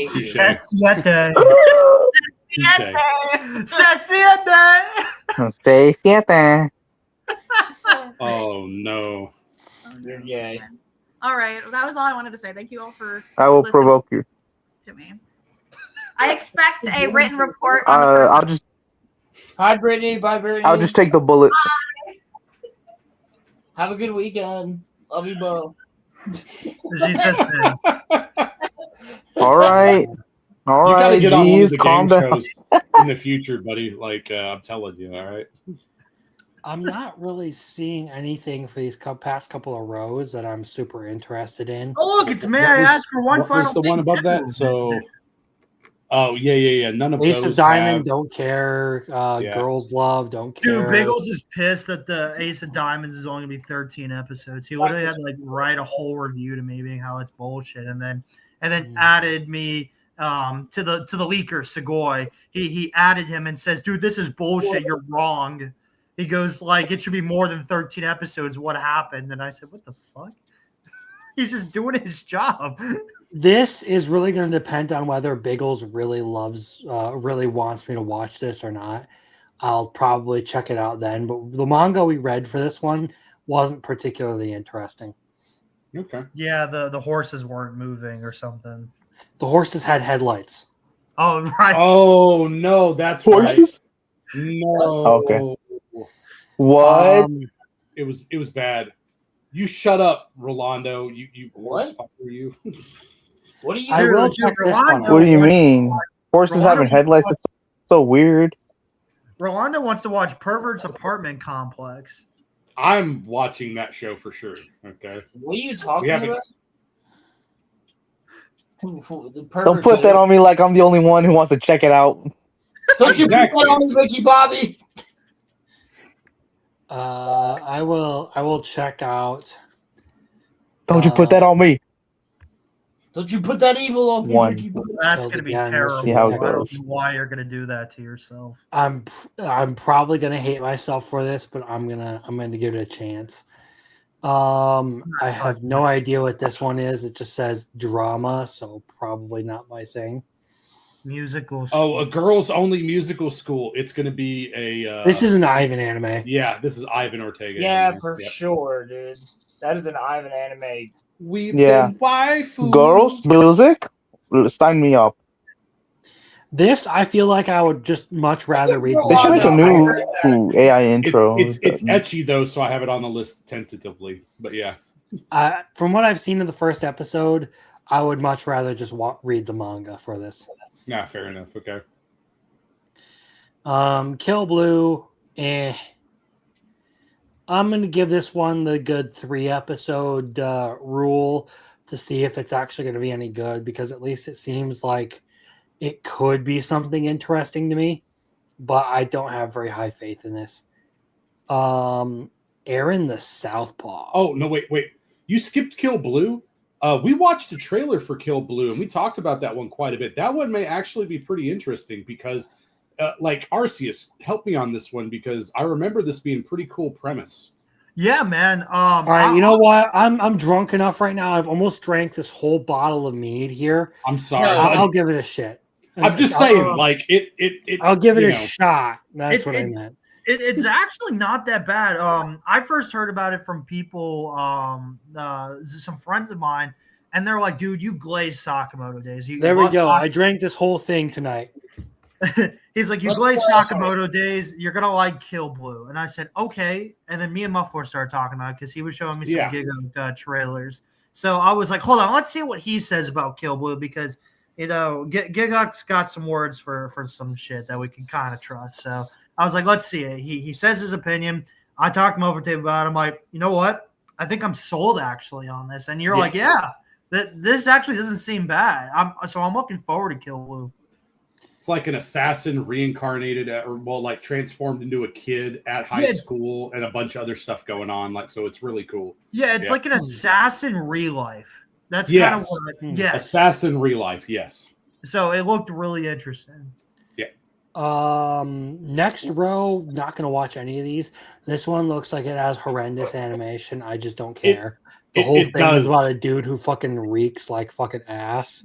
Muffler tape. No. We need to get him on the food diary one. Well, fair enough. But I was gonna say I added that one by accident, so I have to watch one episode of the one where he reeks of ass. So yeah, and the animation is legitimately horrible. Aww. Not looking forward to it. This one says etchy. What the fuck is this? Country girl enrolls in a prestigious all-girls school under the condition that she joins a volunteer program, but instead of a typical school service, she finds herself living and working at a manga cafe. Yes. Surprisingly, life in a cramped booth isn't so bad. With a staff full of cute high school girls. Yeah, it that might one looked even good. be fun. Oh shit! Curious Fan Club's getting an anime. Oh my gosh, it's a very quick manga, like fucking Gigi Harem. It's gonna be a complete. Yo, that was crazy the way you just said that. You were like, "Oh my gosh, it's a very quick manga." Like that was wild. Oh god. I just remember. I'm surprised it's got an anime adaptation because like the chapters are like very short. It's a very short. It's got to be a complete adaptation if they're doing 12 episodes. But it's about these two girls. I've never heard of it.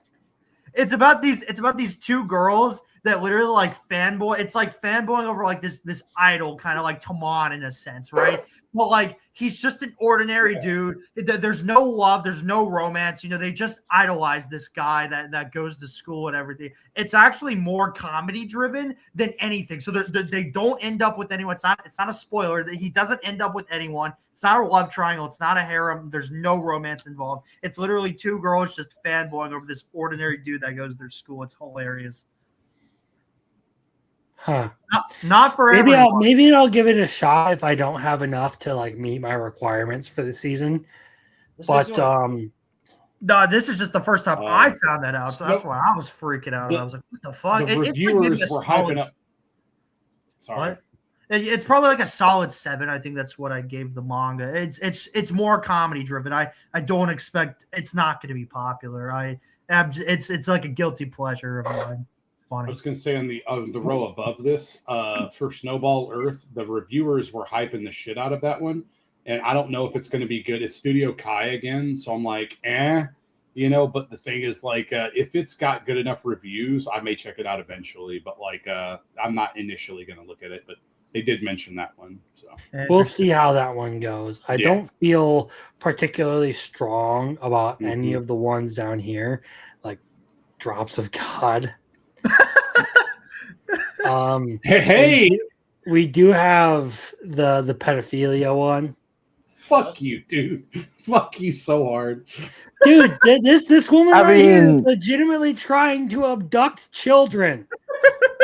Okay, That one girl, but yeah. the main character Technically. is saving kids. Okay, he's doing the Lord's work by sacrificing himself. She to has bunch a of horny fucking moms. divorce because she was trying to groom her own son. I'm aware. We don't know the whole And that's story. This one, yes, but this one you have to watch because it's going to set the internet on fire once they figure out that one exists this season. Okay, it's going to freak people out. Yeah, this is gonna piss off like tourists. Here, we'll Yes. see how many I actually have that I will be watching. It may be a short Um, anime too, so there's that. It may be like short episodes. Probably gonna check. It this most one likely out will, yeah. just because What it the says fuck did you just etchy. add? This one. Oh yeah, Yes, the other one. yes, The other one, big gals. That's the what I'm other one talking that about. Ocean Vale has. Yeah, I dropped that one. That one I'm excited for.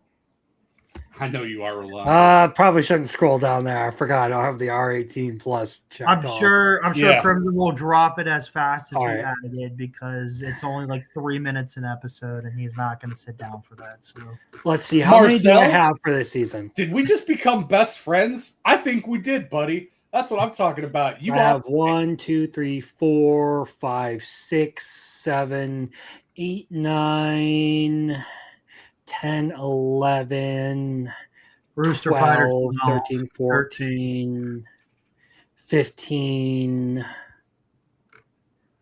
21, 16, 65, 17, 18, 19.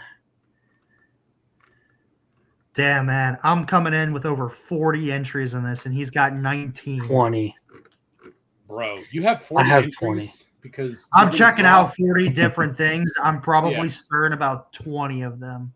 Yeah, All right, you're dropping um, at least half within 2 episodes. Oh, I absolutely will probably be dropping after one episode. I'm not certain I'll about add this. one. Let's see. So that's 21.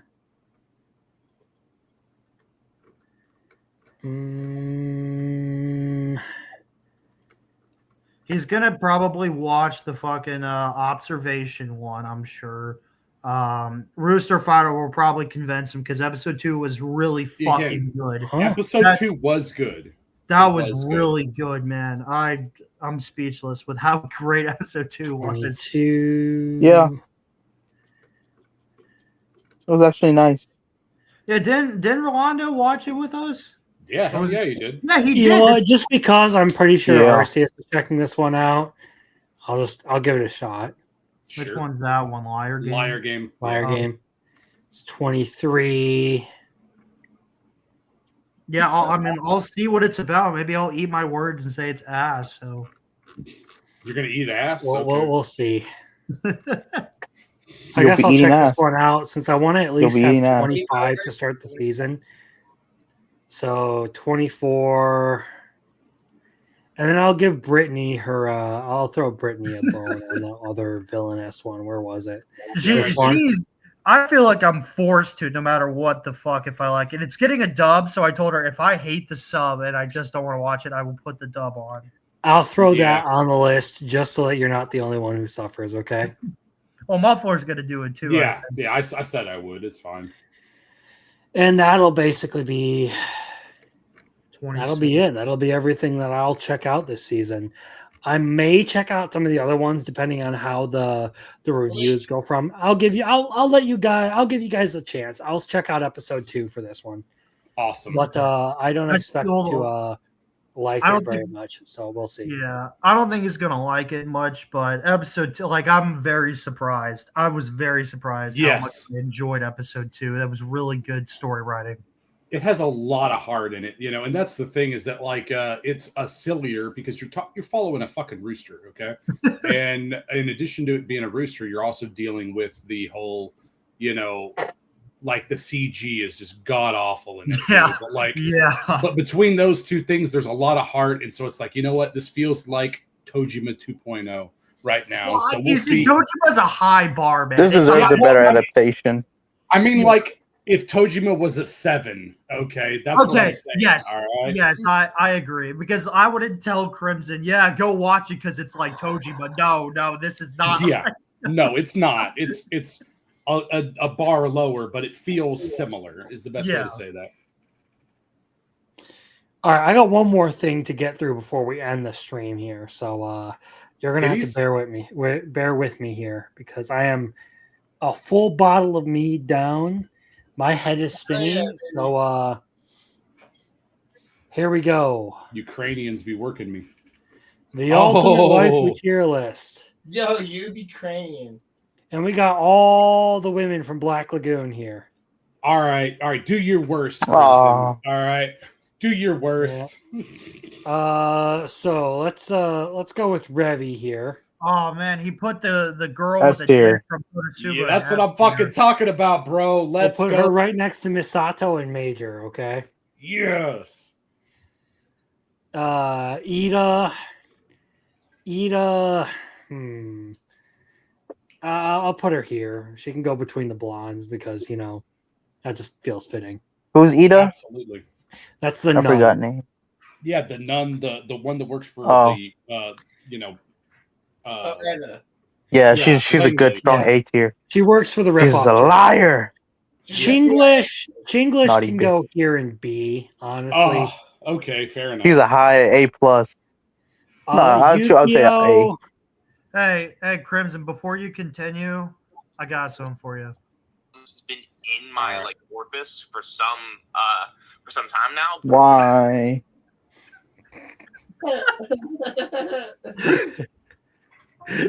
Let's go, team.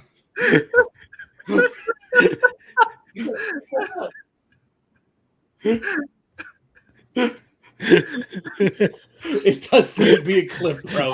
It really does. Muffler, I didn't It's bro.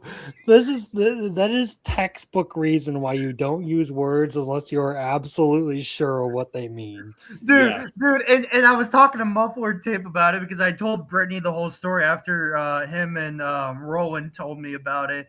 And That's right, I she was asked the her, I one. said, you know what orifice means, right? And she's like, does it have something to do with the eyes? I said, no fucking way. She just said the same thing Roman did. And I I said, remembered. no. That's I said, a no. I said, that's an no, actual thing. I was like, no, seriously, tell me what you think it is. I think it has something to do with the eyes. No, it's a hole. And I showed them the reaction of like you roll like you a Crimson Muffler Tape and Roland. Me and Dude, Muffler honest reaction is just phenomenal. Oh, it's funny, dude. I tried telling Muffler them and last you- night. Dude, Muffler and you had the same reaction at the same time, the same frame. It was What the phenomenal. fuck did you just say, buddy? Like what? All right, anyway, continue, man. So we have Yukio. I'm gonna throw this girl in here at B. This She is deserves the it. chick who ends up forever boxing herself at the end of the Yakuza Paradise. Such a stupid woman, man. She should have just Mm. been happy with her dude. Come on, bro. Mm-hmm. It was her pride. It was Japanese pride. Frederica Sawyer, the cleaner. Chainsaw woman. Yeah, she's hilariously adorable, so she can go in B tier as well. You mean to tell me that I ain't got the means to talk right now? No. Roberta. S tier, S tier. straight up. She'll Roberta fucking. can go She here. will. She will that's destroy the- anybody for you. That's I'll the put lady Roberta that here. That's an Roman was insult. talking about. Oh God, you guys, salty motherfuckers, get bit, Hmm. bent. Bella like Well, How much do you like I Russian disagree. women? I God feel like damn. Bella like I go She's a here high next to A. Ubel. She goes next She's to a high Ubel. A. She goes next to Ubel. Get fucked.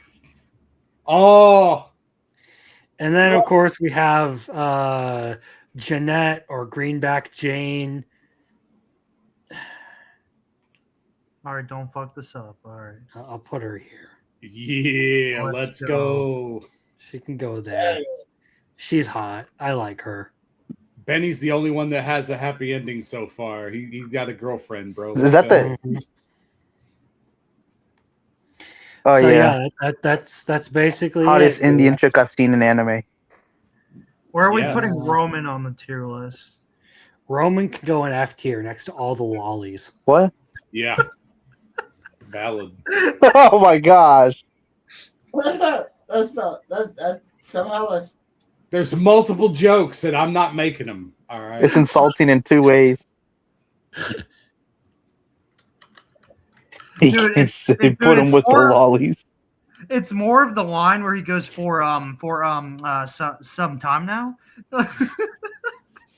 yeah, for some time now. It's been up there a while, man. It's been in my orifice for a while, right? Like what the fuck, bro? Yeah. What the fuck? For some time now. Yeah, it wasn't the orifice word. It was for some time. I will be right back, good gentlemen. Sitting there ruminating. So after hearing us talk, what are your thoughts, Roland? Like, because you are the most distant from the anime sphere, like constantly, like as far as seasonals go. Like, what are you looking forward to? Are you gonna watch a seasonal with us, or like what do you got, homie? I mean, I'm looking forward to the end of Bleach. Well, that'll be in summertime. That'll be summer, I think. Oh, I mean, I'll probably watch a seasonal with you guys. Yeah. Okay, sure, bud. It's so much fun, man. It's so much fun when talking about it. with other Whichever people. one you guys think is like good. You have to think, all right? So like America lost culture when we switched to like streaming services quite a bit because you don't have water cooler talk. And the only way to get water cooler talk is to have seasonal animes where you're watching week to week with the bros and stuff. Because Japan is like old school. That's the best way to put it to you, man. I mean, like, it's great. It's a lot of fun. Like, it really I is. can't wait to watch so many and become like Andrazi. I'm like, man, these are all generic. Yeah, no, he literally was talking about Dragon Hatchling for a second. I know, I saw that. I didn't, Who's hashing dragons? I need something. I need something to stimulate my brain. Yeah, but he's not wrong though. I mean, I know Crimson doesn't talk about Dragon Hatchling, but dude, so you're gonna tell me we're gonna wrap up an arc and then basically throw your main character in a different continent, have him wake up, be like, "Where the fuck am I?" End credits, no cliffhanger. So they Mushoku Tensei'd it? Basically, yeah. So basically, Dragon Hatchling's episode today, like he fought one of the antagonists, and that he was finishing up over the last episode or two. He basically kills it. A stream of water basically washes over him because he almost fucking died. Basically, like in that spot, he like. So how do I explain this? He comes crashing down like a meteor because he was like also trying to commit self-suicide himself. Hits this like lake basically or ocean, like in the middle of nowhere. Fucking like splashes all the water out of it because of the force. And then the water comes back because, of course, that's how it is. And then he gets pushed off into an island to another continent. And then he goes, "Where am I?" The end credits come for Dragon Hatchling, and that's it. So all the relationships he built with humans don't mean anything right now? Nobody goes with him. He's just on his own. He's by himself, yes. That was the only thing I was interested in the first season. I don't know why I would watch it at this point.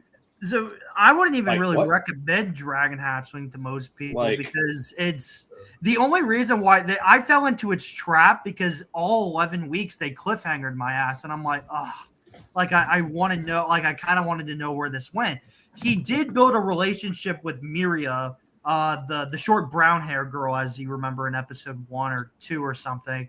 Yeah. And then he saved her village from the main antagonist that was coming out, but he had to kill one of the villagers to evolve, basically, because dragons are supposed to eat humans. That's why they're feared in that world. Did he at least kill an evil human?